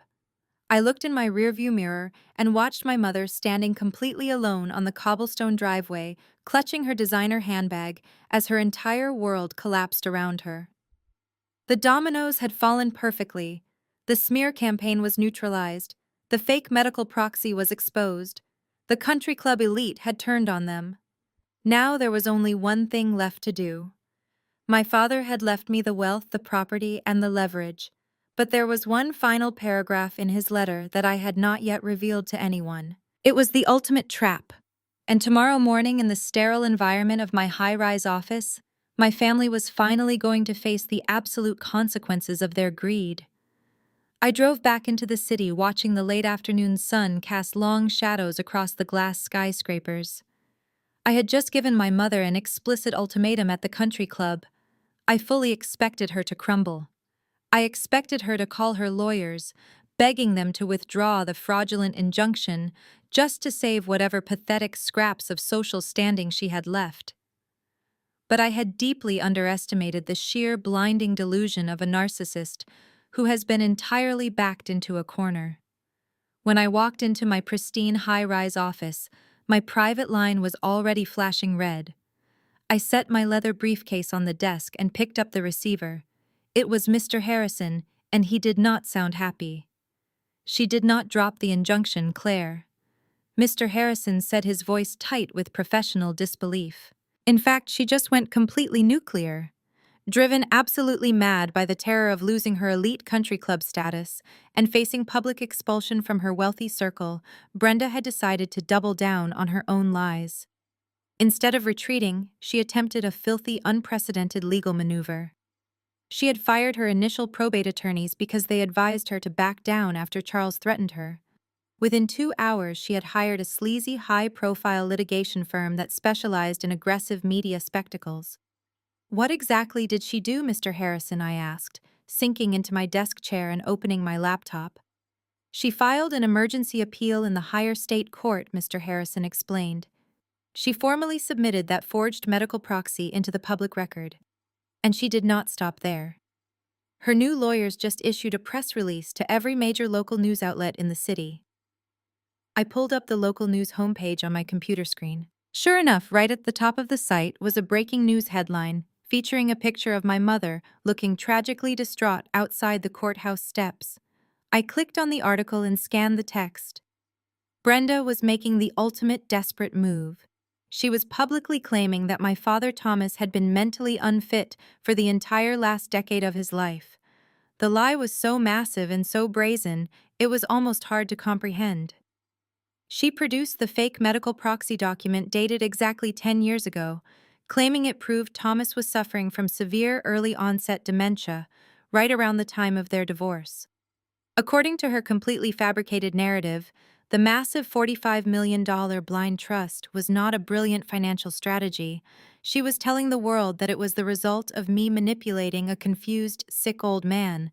"She is claiming that the trust is entirely invalid," Mr. Harrison continued on the phone. "She filed an emergency order demanding that all of his current assets be immediately reverted to his next of kin under a previous outdated will from 1995. I leaned back in my chair, closing my eyes for a second. The 1995 will. I remembered that document. It was drafted when I was just a child, long before the divorce, long before my father realized how incredibly toxic his wife truly was. That old will left every single penny, every property, and every asset entirely to Brenda. She is trying to rewrite history. I said, my voice cold and steady. She wants the court to erase the last 10 years of his life so she can steal everything he built after he escaped her." "Exactly," Mr. Harrison agreed. "Her new lawyers know the medical proxy is highly questionable. They know the doctor who signed it lost his license. But they do not care about the truth, Claire. They are using the legal system as a weapon of public intimidation. They want to tie this fortune up in litigation for years. They are hoping you will get so exhausted by the media circus and the legal fees that you will just hand over $10 or $15 million in a settlement to make them go away." I looked at the photograph of my mother on the screen. She was standing next to her new aggressive lawyer, clutching a tissue, playing the role of the victimized matriarch trying to protect her family from her greedy youngest daughter. She thought she was being brilliant. She thought that by making it a public spectacle, she could force my hand. She also added a restraining order request to the filing. Mr. Harrison noted, his tone turning slightly apologetic. "She claims you are using your corporate influence to intimidate her and threaten her social memberships. She is throwing absolutely everything at the wall to see what sticks." "Let her throw it," I replied, refusing to let a single ounce of panic enter my voice. "This changes absolutely nothing about tomorrow morning. Claire, She is not going to show up to your office tomorrow, Mr. Harrison warned. Her lawyers will tell her not to communicate with you directly. They are going to tell her to hide behind them while they drag you through the mud. She will be there, I said with absolute certainty. Because she is a narcissist, and a narcissist cannot resist the opportunity to gloat when they think they have the upper hand. She thinks this new court filing makes her untouchable. She will come to my office tomorrow at 9, just to rub this 1995 will in my face. And she will drag Vanessa and DeAndre with her to prove she is still the queen of the family. Are you sure you want to handle this without me present? Mr. Harrison asked. I can be there at 9. No, I need you at the courthouse, I instructed. First thing tomorrow morning, I want you to file the counterclaim. Submit the certified proof of the doctor's revoked license. Submit the audio recording of DeAndre admitting to embezzling Vanessa's trust fund. And submit the official notice of eviction for DeAndre's commercial building. I want all of it on the public record before they even sit down in my conference room. I will have it filed by 8:30 a.m., Mr. Harrison promised. I thanked him and hung up the phone. The office was quiet, the city lights beginning to flicker on outside my floor-to-ceiling windows. My mother had just declared total war. She was willing to humiliate my father in death, dragging his name through the mud and branding him a dementia patient just to fund her country club lifestyle. I spent the next 2 hours preparing the conference room for the morning. As a crisis manager, I knew that the physical environment dictates the psychological upper hand in any negotiation. I arranged the seating so they would be facing the massive windows with the sun directly in their eyes, while I would sit in the shadows. I placed 3 pristine glass waters on the table along with a single manila folder.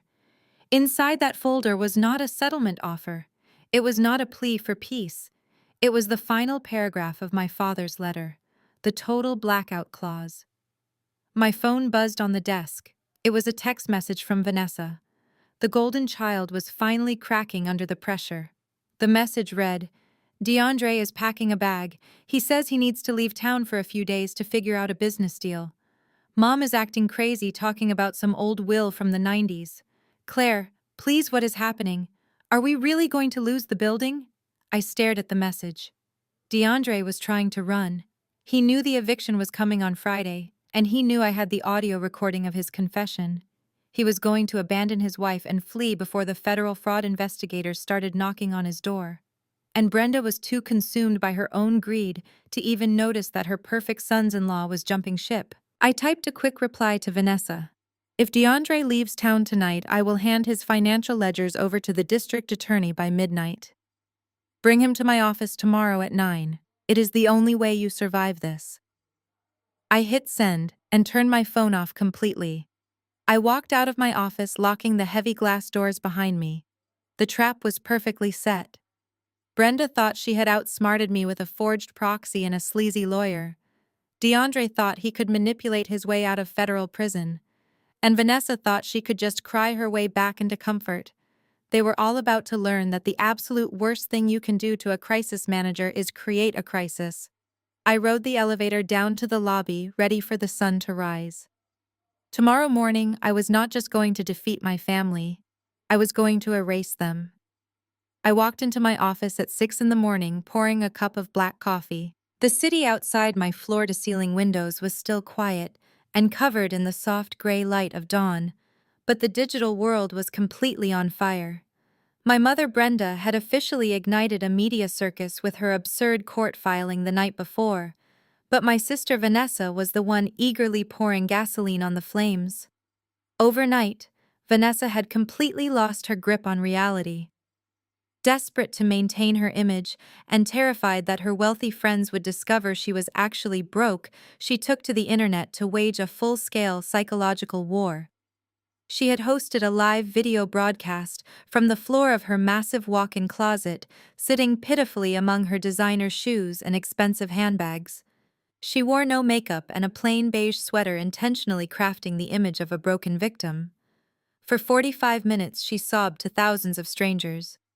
She looked directly into the camera and told her followers that I had maliciously brainwashed our sick father on his deathbed. She used all the weaponized therapy speak she had learned from her husband. She claimed I had dark energy and a history of toxic narcissism that alienated me from the family. She painted me as a greedy elder abusing monster who swooped in during my father's final moments to coerce him into signing away the family legacy. She even went as far as creating a crowdfunding link, asking her followers to donate money to a legal defense fund so she and DeAndre would not be rendered homeless by my supposed cruelty. The hashtag boycott Claire was actually trending locally on several social media platforms. But while Vanessa was crying on the internet collecting sympathy and small donations, DeAndre was launching a much more dangerous and calculated attack in the shadows. At 7 in the morning, my lead associate walked into my office looking incredibly stressed. She did not say good morning. She simply walked up to my desk and handed me a printed email. DeAndre had been extremely busy overnight. He had used his elite luxury real estate mailing list to send a mass message to every major corporate contact in the city, including several of my most lucrative and high-profile clients. The email was a masterpiece of professional slander. Using his official company letterhead, DeAndre wrote that he felt a moral obligation to protect the local business community from a predator. He falsely claimed that my crisis management firm was actively under federal investigation for wire fraud and elder abuse regarding my father's estate. He warned my corporate clients that associating with my firm would bring catastrophic damage to their public image. He strongly advised them to terminate all contracts with me immediately, and even forwarded a copy of the email to the local Chamber of Commerce, demanding they revoke my business licenses. He was trying to freeze me out of the local economy entirely. He knew he could not beat the legal documents in court, so he was attempting to completely ruin my reputation and destroy my livelihood. He figured that if my clients abandoned me and my firm went under, I would have no choice but to surrender the trust money and hand over the deed to his building just to stop the bleeding. My associate stood nervously in front of my desk, asking if we should immediately draft a public denial or send out a cease and desist letter. I took a slow sip of my coffee and shook my head. I do not do public denials, I told her, keeping my voice perfectly level. Public denials always look guilty and defensive. I do facts. We are going to handle this exactly the way we handle a corporate smear campaign for our clients. We execute the truth. I picked up my office phone and dialed the private cell number of my biggest client, a tech billionaire, who had received DeAndre's malicious email just an hour prior. When the CEO answered, his voice was cautious and slightly cold. He immediately asked if the rumors about the federal investigation were true and mentioned that his legal team was reviewing my contract. I did not apologize. I did not sound panicked or defensive. I simply asked him to open his email inbox and refresh the page. Exactly 10 minutes before I made that phone call, Mr. Harrison had officially filed our counterclaim in the downtown courthouse. I sent the tech CEO the certified time-stamped public records. I sent him the absolute proof of my mother's forged medical proxy, including the documents confirming that the doctor who signed it had lost his medical license for accepting bribes. And most importantly, I sent him the detailed financial ledgers, proving that DeAndre was the one currently under investigation for embezzling massive amounts of money from his own wife's trust fund. The CEO was quiet as he read through the attachments on his computer screen. I could hear the faint clicking of his mouse. Then I heard him let out a low, sharp whistle of absolute shock. I explained the situation with total professional detachment. I told him that DeAndre was a desperate broke man who was currently 3 years behind on his commercial rent. I explained that he was trying to extort me to pay off his massive fraud debts, and that his mass email was nothing more than the panicked flailing of a criminal about to lose his empire. The CEO immediately realized he had been lied to. Corporate executives do not like being manipulated, and they absolutely despise being dragged into the desperate schemes of incompetent fraudsters. Within 30 minutes, the tide in the local business community completely turned. I repeated this process with every single client on my roster. I did not argue with DeAndre's lies. I simply provided the undeniable paper trail of his financial crimes. DeAndre's mass email backfired spectacularly. Instead of ruining my consulting firm, he had effectively just hand-delivered his own financial death warrant to every powerful business leader in the city. By 8 in the morning, DeAndre's real estate brokerage was completely toxic. Nobody would ever do business with him again. His wealthy investors were actively blocking his number and pulling their capital. He had tried to burn my house down, but he had only succeeded in locking himself inside his own burning building. By 8:45, the social media smear campaign and the professional sabotage had reached their absolute peak and then crashed directly into a concrete wall of undeniable truth. The local news stations that had eagerly run my mother's sob story the night before were now getting wind of the massive counterfilings in probate court. The media narrative was shifting in real time as reporters realized Brenda had submitted a forged document to the state. But my family was completely unaware of the avalanche heading their way. They were so deeply wrapped up in their own delusion, so drunk on their perceived upper hand, that they did not realize the entire city was currently waking up to their lies. Vanessa probably thought her tears had won the internet. DeAndre probably thought his email had destroyed my career. And Brenda absolutely believed her 1995 will was going to make her rich again. I sat alone at the head of my long glass conference room table waiting. The room was pristine and quiet. I had intentionally arranged the heavy leather chairs so that they would be facing the massive windows, with the bright morning sun shining directly into their eyes while I sat comfortably in the shadows. I placed 3 crystal glasses of water on the table, and right in front of my own chair, I placed a single plain manila folder. Inside that folder was not a settlement offer. It was not a plea for peace or a negotiation tactic. It was the final paragraph of my father's letter, the total blackout clause. At exactly 8:55, the intercom on my desk buzzed loudly, cutting through the silence of the room. "They are here," my receptionist announced, her voice tight with anticipation. "They are demanding to see you immediately." I took one last deep breath, feeling the absolute calm of a storm that was finally ready to break. "Send them in," I replied. The heavy glass doors of the conference room swung open. Brenda marched in first, projecting an air of absolute false confidence. She was flanked by a slick, aggressive-looking man carrying a leather briefcase, clearly the new litigation attorney she had hired to file her fraudulent injunction. Vanessa followed closely behind them, wearing dark, oversized sunglasses indoors to hide her swollen red eyes. DeAndre entered last. He did not have his usual arrogant swagger. His shoulders were slumped. His face was pale, and he looked exactly like a man who knew he was walking into a trap but had nowhere else to run.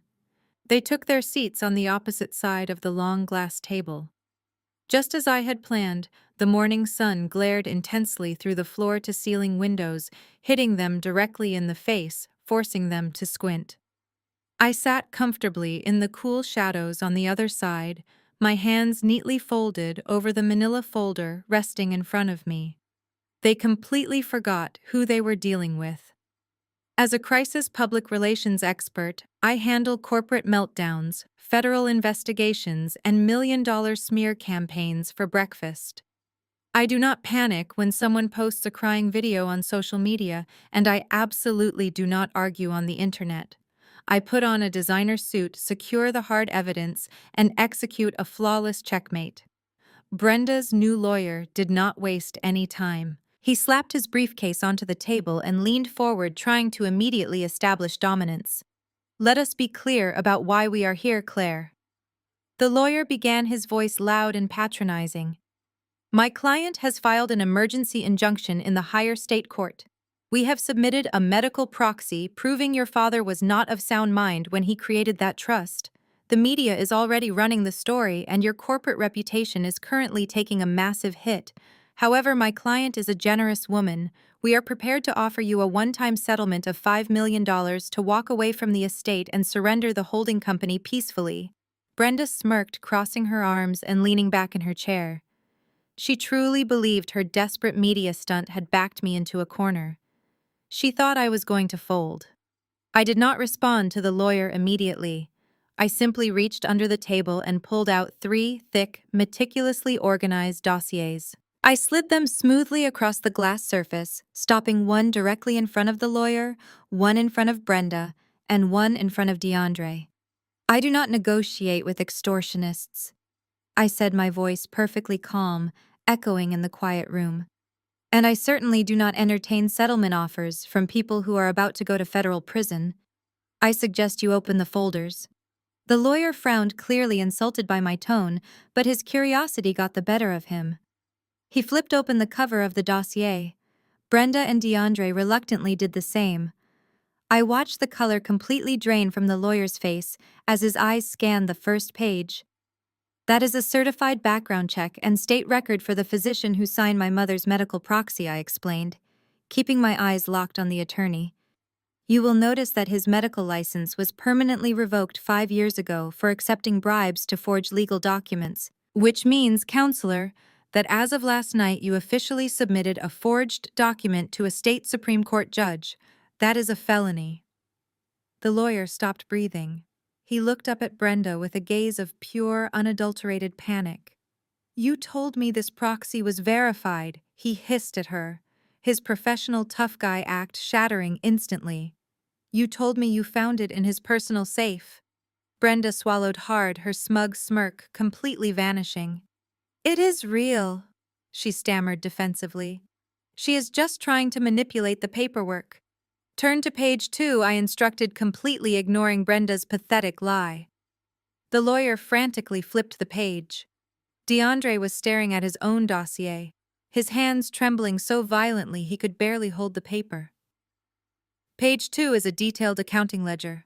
I continued, pointing a finger at DeAndre. It outlines exactly how my brother-in-law has been systematically embezzling hundreds of thousands of dollars from his own wife's trust fund to cover his failing commercial real estate investments. All of which I submitted to the district attorney this morning. Vanessa let out a sharp, devastated sob, pulling her sunglasses off to glare at her husband.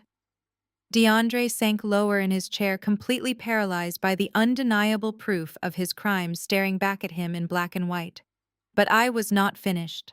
The true checkmate, the absolute destruction of my mother's arrogant delusion, was waiting on the final page. And finally, Mom, I said, leaning forward out of the shadows. Turn to page 3. You really thought Charles and the country club board were bluffing yesterday when they told you to drop the lawsuit. You thought you were too important to face consequences. Brenda looked down at the third page and let out a strangled gasp. It was a formal, legally binding notice printed on the heavy embossed letterhead of the Greenwich Country Club Executive Board. Because you proceeded with your fraudulent injunction, the board held an emergency vote at 6 o'clock this morning. I informed her, my voice slicing through the room with absolute precision. That letter officially notifies you that your membership has been permanently revoked. You are banned from the grounds for life. Your name has been completely scrubbed from the gala committee. No. Brenda whispered, her hands shaking as she touched the embossed logo on the paper. Charles cannot do this. I built that committee. They need me. They do not need you, Mom, I replied coldly. They need the land your country club is built on. And as the sole owner of the holding company that controls their land lease, I reminded them of the special clause my father put in the contract. If any family member contests the estate with fraudulent claims, the lease is immediately terminated. The board instantly turned on you to save their own golf course. They threw you to the wolves without a second thought. The conference room fell into a suffocating, absolute silence. The dominoes had completely fallen, crushing everything in their path. The sleazy lawyer was the first to react. He slammed his dossier shut and shoved his chair back from the table so hard it nearly tipped over. He furiously began packing his briefcase. I am formally withdrawing as your legal counsel effective immediately, he yelled, pointing a shaking finger at Brenda. You lied to me. You used my firm to submit forged documents to a federal judge. Do not ever call my office again. He did not even wait for her to respond. He turned on his heel and stormed out of the glass doors, practically running toward the elevators to try and save his own law license. Brenda sat frozen in her chair, entirely abandoned. Her high-priced lawyer was gone. Her elite social status was completely vaporized. Her golden child son-in-law was a broke criminal. Everything she had spent the last 35 years prioritizing over her own daughter was reduced to absolute ashes in a matter of minutes. Vanessa buried her face in her hands, crying hysterically as the reality of her ruined marriage and drained bank accounts washed over her. DeAndre stared blankly at the glass table, realizing his fake empire was officially dead, and the authorities were likely already building a case against him. I looked at the three of them sitting there broken and humiliated. They had spent my entire life making me feel like an outsider, like a burden who simply did not fit into their glamorous, perfect world. They had completely isolated my father, letting him die alone just to protect their own selfish interests. I reached out and placed my hand on the single plain manila folder resting directly in front of me. The dossiers had destroyed their weapons, but this folder held the final, absolute truth my father had left behind. The total blackout clause. I tapped my fingernail against the cover of the folder. "Stop crying, Vanessa," I said, my voice devoid of any sympathy. "The legal battles are over. The smear campaigns are dead. Now it is time to read the final paragraph of my father's letter. It is time for you to learn exactly why he left you with absolutely nothing." The plain manila folder rested beneath my hand, an unassuming piece of paper that held the final nail for their coffins. But instead of accepting his absolute defeat, DeAndre did something truly remarkable. He actually tried to negotiate. I watched the psychological shift happen in real time. The initial shock of seeing his financial crimes documented in the dossier began to fade, replaced by the slick, desperate arrogance that had kept his fraudulent empire afloat for years. He took a deep breath, smoothed the lapels of his rumpled suit, and leaned back in his leather chair. He actually crossed his ankle over his knee, trying to project an aura of casual confidence. "Okay, Claire," DeAndre said, his voice dropping back into that patronizing, soothing tone he loved to use. "You made your point. You played a very aggressive game, and I will admit you caught me off guard. You showed us that you hold the cards. But let us be entirely realistic for a second." He gestured vaguely around my pristine high-rise office, taking in the expensive modern artwork and the panoramic view of the city skyline. "You built a very successful business here," DeAndre continued. "You represent tech billionaires and major corporations. The one thing your clients hate more than anything else is public scandal. If you actually send those embezzlement ledgers to the district attorney, it is going to trigger a massive federal investigation. My face will be all over the local news, and by extension so will yours. The press will drag our entire family name through the mud. You do not want that kind of collateral damage to your pristine corporate image." Vanessa looked up from her hands, sniffing loudly. A glimmer of desperate hope sparked in her tear-swollen eyes. She looked at her husband, wanting so badly to believe that his charismatic manipulation could save them one last time. "He is right, Claire," Vanessa whispered, her voice trembling. "If DeAndre goes to prison, it will ruin all of us. The country club already kicked Mom out. If we become a massive public spectacle, your consulting firm will lose clients. You have to protect the family." Even Brenda suddenly sat up straighter, adjusting her designer blazer. She clung to DeAndre's false logic like a drowning woman grabbing a life raft. She actually lifted her chin, looking at me with that familiar, entitled arrogance. "We can come to a mutually beneficial arrangement," Brenda announced, attempting to reclaim her role as the matriarch. "You clearly brought us to your office today to offer a settlement. You showed us the stick, and now you are ready to offer the carrot. So let us just cut to the chase. Give DeAndre the deed to his commercial building free and clear so he can liquidate it and pay off his debts. Then authorize a transfer of $5 million to me so I can relocate to a new city and escape this country club disaster. We will sign whatever non-disclosure agreements you require, and you will never have to see us again." It was genuinely mind-blowing. They were completely cornered, entirely financially ruined, and facing total social exile, yet they still walked right back into their delusion with their chins held high. They genuinely assumed I had called them here to secretly bail them out, just to make my own headache go away. They thought they could still dictate terms to me. I did not interrupt them. I let them outline their ridiculous demands. I let them build their fragile house of cards just so they could feel the absolute devastation of the wind. When Brenda finished speaking, I slowly pulled my hand away from the manila folder. I picked up a crystal glass of water, took a slow sip, and set it back down on the glass table.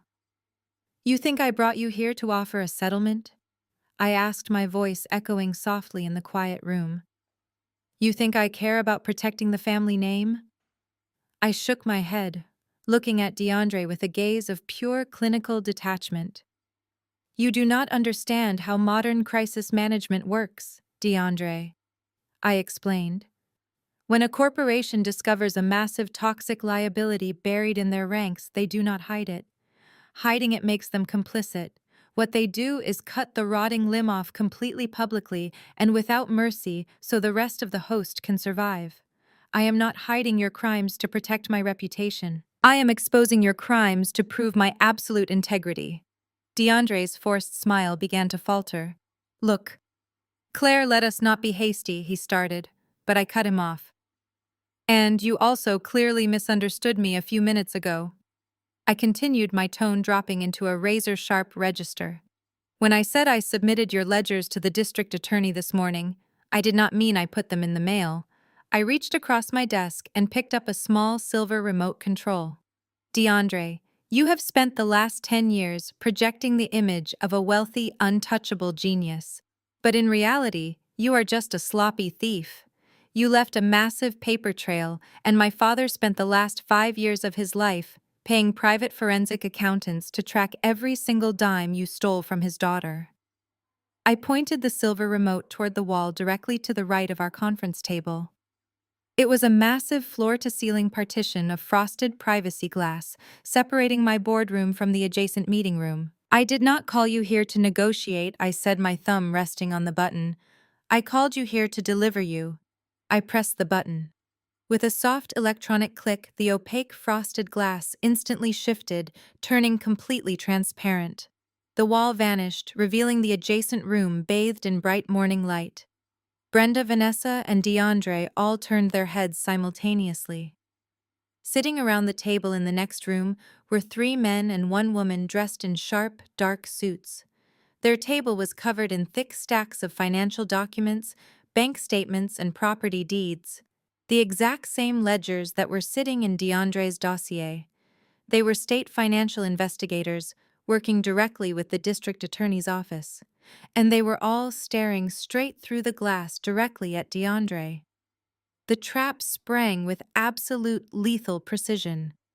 The false hope that had just puffed up DeAndre's chest completely evaporated, replaced by a look of sheer, unadulterated terror. He stared through the glass at the federal agents, his mouth hanging open, his eyes wide with the realization that his life as a free man was officially over. He was not going to negotiate a settlement. He was not going to pack a bag and flee the city. He was going to walk out of this high-rise building in handcuffs. Vanessa let out a horrific, piercing scream. She scrambled backward in her chair, trying to get as far away from her husband as physically possible. The illusion of her perfect marriage was entirely dead, replaced by the reality that she was married to a man who was about to be federally indicted for stealing her own money. Brenda sat frozen, staring at the agents in the next room. Her hands gripped the armrests of her leather chair so tightly her knuckles turned entirely white. She finally realized that there was no legal maneuver, no social manipulation, and no amount of screaming that could save them from the consequences of their own actions. One of the agents in the adjacent room, a tall man with gray hair, picked up his badge from the table and offered DeAndre a grim, tight-lipped nod through the glass. It was the universal signal that the hunt was over. "You cannot do this," DeAndre whispered, his voice cracking, his eyes darting frantically around the room, looking for an exit that did not exist. "We are family, Claire. You cannot do this to family." I looked at the panicked, broken man sitting across from me. He was invoking the word family as a shield after spending a decade using it as a weapon. "You lost the right to call yourself my family the night you left my father to die alone, while you drank champagne," I replied coldly. The investigators are just finishing their preliminary review of the evidence. They will be coming through that door in exactly 5 minutes to escort you downtown. I pulled the single manila folder toward me, opening the cover. Which means I said, looking at my mother and sister, we have exactly 5 minutes left to read the final paragraph of my father's letter. The room was so quiet, I could hear the faint hum of the air conditioning unit above us, and the distant sound of city traffic far below my windows. Brenda, Vanessa, and DeAndre were staring at the open manila folder as if it were a live explosive resting on the glass table. They had just watched their entire, carefully constructed lives disintegrate before their very eyes. DeAndre was quite literally moments away from federal custody. Vanessa was married to a criminal who had drained her accounts. Brenda was permanently exiled from the high society she valued more than oxygen. But the ultimate punishment was not what I had done to them. The ultimate punishment was what they had done to themselves. I smoothed my hand flat against the crisp white paper inside the folder. When Mr. Harrison read the preliminary documents at his law office a few days ago, he intentionally left out this specific addendum at my father's explicit request. My father did not build this elaborate offshore trust simply to hide his wealth from you, Mom. And he did not do it just to punish DeAndre for being a greedy opportunist. He did it to administer one final, undeniable test. He wanted to know if 10 years of pretending to be broken had taught any of you a single thing about humanity. I looked down at the familiar blue ink of his handwriting. I am going to read this exactly as he wrote it, I said, my voice steady and clear, cutting through the heavy silence of the boardroom. Section 4. Paragraph B. The total blackout clause.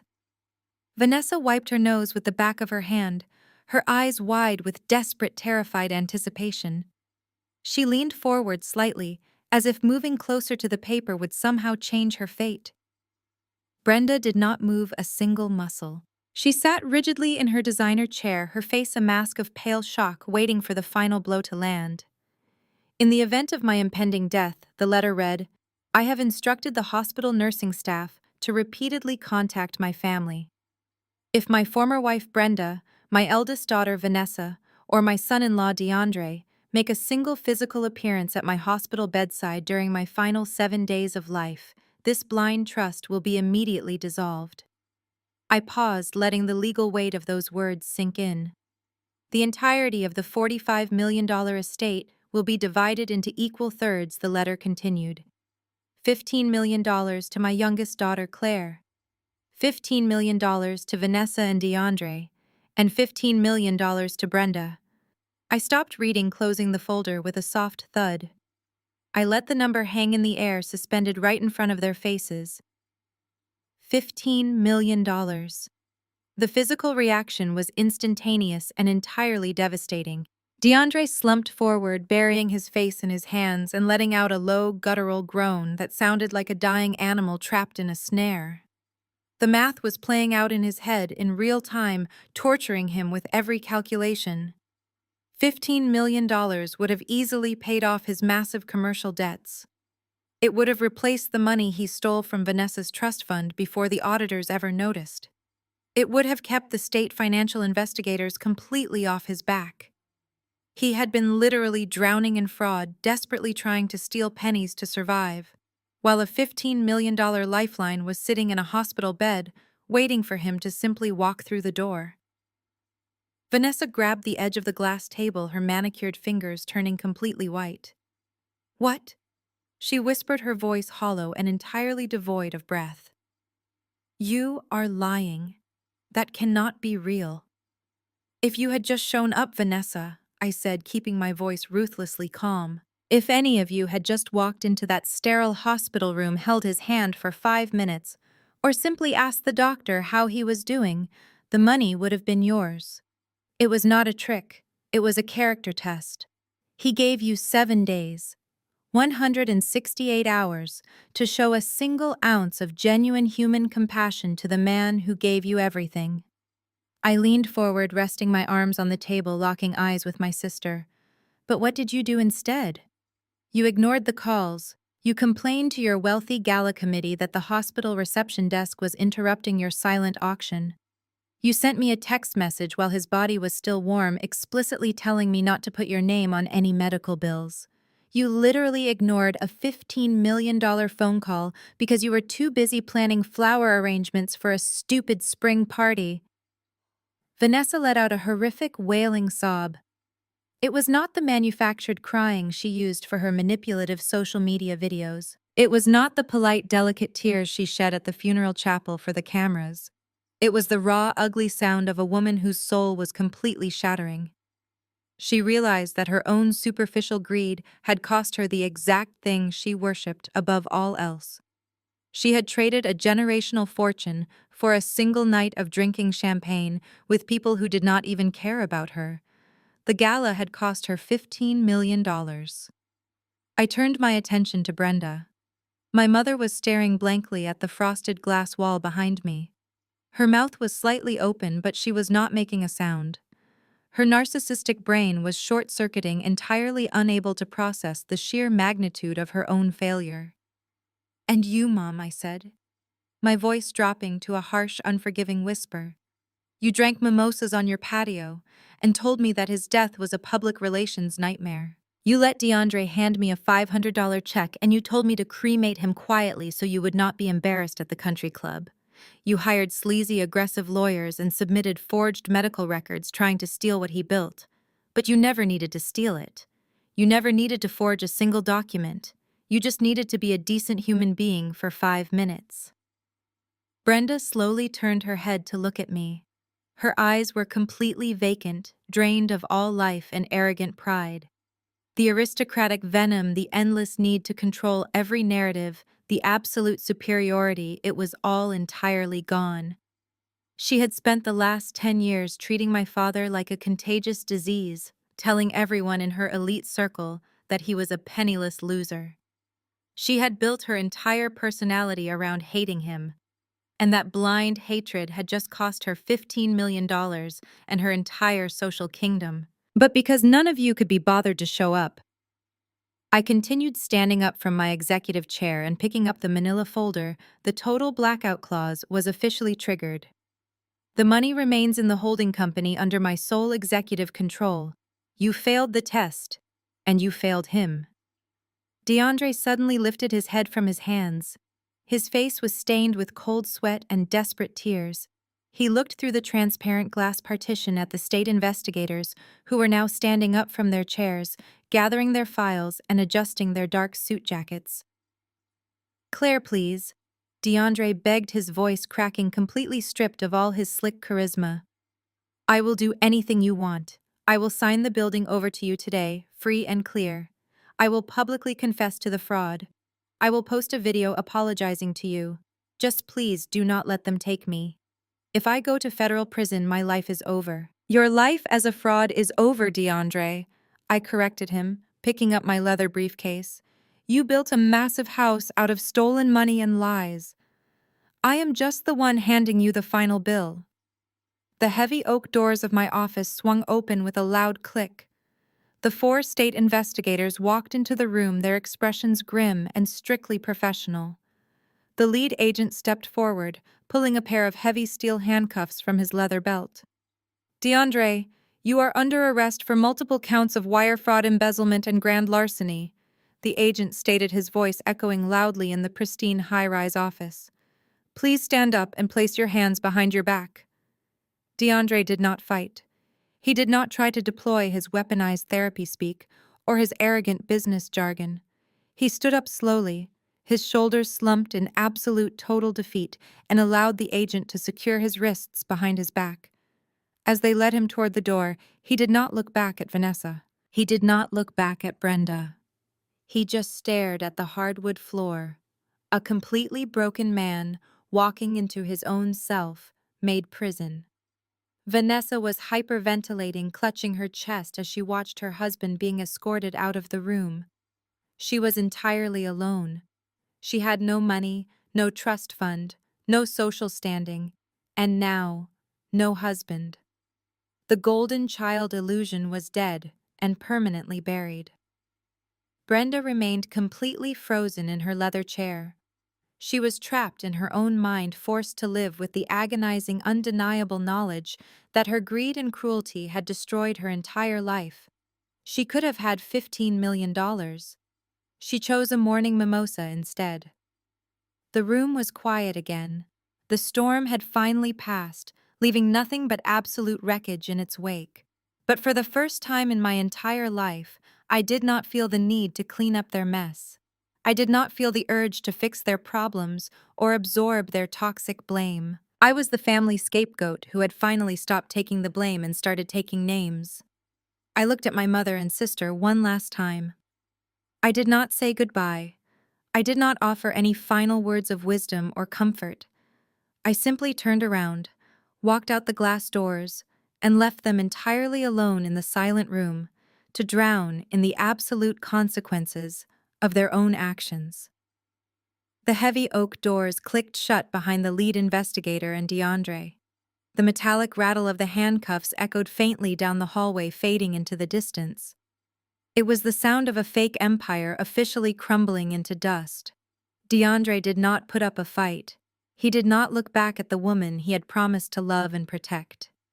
He just shuffled out the door, entirely stripped of the arrogant swagger he had used to terrorize us for a decade. He was finally exactly what he had always been: a small, cowardly thief caught in his own web. For a long, terrifying moment, the conference room was completely silent. The only sound was Vanessa's ragged, hyperventilating breaths. She sat frozen in her chair, staring blindly at the empty space where her husband had just been standing. Then slowly, she turned her head to look at our mother. I watched the psychological shift happen in real time. The golden child illusion, the perfect toxic dynamic they had used to exclude me for 35 years, fractured and shattered completely. "Mom," Vanessa whispered, her voice shaking so violently she could barely form the words. "We could have had $15 million. Brenda blinked, snapping out of her paralyzed state. She immediately tried to slip back into her role as the commanding matriarch, the woman who could simply mandate reality to fit her desires. "Now, Vanessa, we need to stay calm," Brenda said, holding up a trembling, manicured hand. "We will call my lawyers. We will figure out a way to get DeAndre out on bail. We just need to control the narrative before the country club members start gossiping." Vanessa let out a scream so loud and primal it made the glass walls of the boardroom vibrate. "There is no narrative to control, Mom," she shrieked, slamming her hands down on the table with enough force to rattle the crystal water glasses. "He stole my money. He drained my trust fund. He is going to federal prison, and it is entirely your fault." Brenda recoiled, shrinking back into her leather chair, as if she had been physically struck.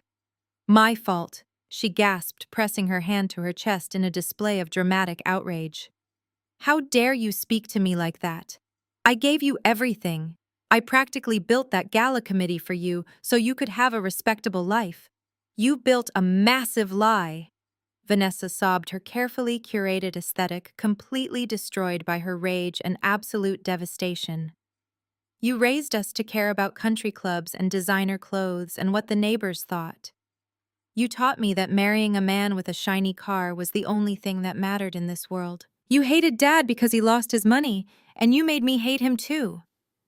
Vanessa pushed herself up from the table, leaning over the glass, pointing a shaking finger directly at Brenda's face. "When the hospital called, you told me not to go." Vanessa yelled, tears streaming down her face, ruining her perfect makeup. "You said visiting him would be depressing and ruin my mood for the party.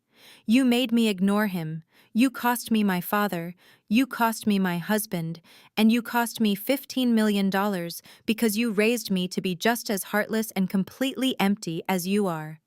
I have absolutely nothing left, and I never want to see you again." Brenda sat entirely frozen. The ultimate enabler had just been completely rejected by the only person whose opinion she actually valued.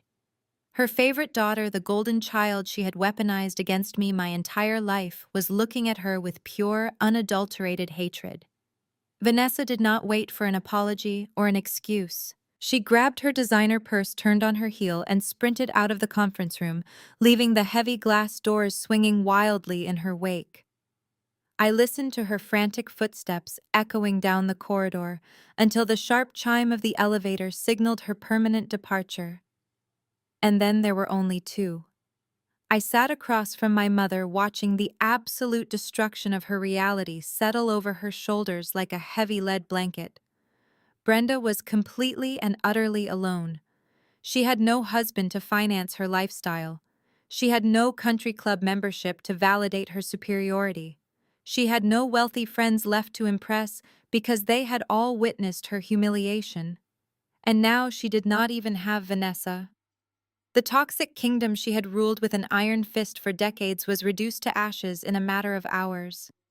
She looked incredibly small sitting in that oversized leather executive chair. The aristocratic venom, the nasty smirks, the constant condescension had all been stripped away, leaving nothing but a terrified, hollow woman who finally realized that she was the sole architect of her own absolute ruin.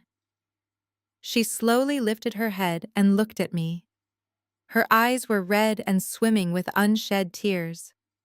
For a brief second, I thought she might actually apologize. I thought she might finally acknowledge the 35 years of emotional abuse she had put me through.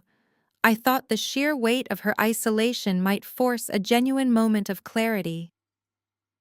"Claire," she whispered, her voice cracking pathetically in the quiet room. "Please. You have $45 million. You own the holding company. You can fix this. Just give me enough to maintain my house. I am your mother." Even in the absolute wreckage of her life, she was still entirely incapable of taking responsibility. She was still looking for a bailout. She was still expecting the family scapegoat to sweep up the broken glass and protect her from the consequences of her own terrible choices. I looked at her and realized something profoundly liberating. I did not feel anger anymore. I did not feel the desperate childhood ache for her approval. I did not feel the need to argue or defend my own existence. I felt absolutely nothing. The emotional hold she had over me was entirely dead. I stood up slowly, pushing my chair back from the glass table. I smoothed down the front of my tailored blazer and reached for my leather briefcase. I carefully picked up the manila folder containing my father's final letter, placed it inside, and snapped the brass latches shut. The sound was sharp, clear, and incredibly final. I did not yell. I did not scream or throw insults the way she had done to me on the country club patio the day before. True power does not need to raise its voice to be heard. I looked down at the wreckage of the toxic family I had finally outgrown. "You always told everyone I did not fit in with this family," I said, my voice smooth and perfectly calm. "You spent my entire life making sure I knew I was different. You constantly reminded me that I was not glamorous enough or compliant enough to belong in your perfect, wealthy world." Brenda stared up at me, tears finally spilling over her cheeks, dripping onto her expensive silk blouse. She opened her mouth to speak, but no words came out. "You were right, Mom," I said, offering her one final cold smile. "I do not fit in with you, because I am actually worth something." I turned my back on her. I walked across the plush carpet of the conference room, pushing through the heavy glass doors without a single ounce of hesitation. As I walked down the long corridor toward the lobby, I could hear a sudden, horrific wailing sound echoing from the boardroom behind me. It was Brenda finally breaking down, completely sobbing into the suffocating silence of her own permanent isolation. I did not slow my pace. I pressed the call button for the elevator and watched the polished metal doors slide open. I stepped inside, pressed the button for the ground floor, and turned around. Through the narrowing gap of the closing doors, I caught one last glimpse of my pristine high-rise office. The doors slid shut with a soft mechanical click, cutting off the sound of my mother's crying entirely. The ride down to the lobby was smooth and quiet. When I stepped out of the elevator, the building security guard offered me a polite, professional nod. I pushed through the heavy revolving glass doors and stepped out onto the bustling city sidewalk. The bright morning sun hit my face, immediately warming my skin. The air smelled like roasted coffee and city exhaust, an endless open possibility. The heavy, suffocating weight I had carried in my chest for 35 years, the constant, desperate need to prove myself to people who were committed to misunderstanding me was completely gone. I was entirely free. I was wildly wealthy. And most importantly, I was absolutely vindicated. I adjusted the grip on my leather briefcase, blended into the fast-moving crowd of morning commuters, and walked down the vibrant city street, never looking back.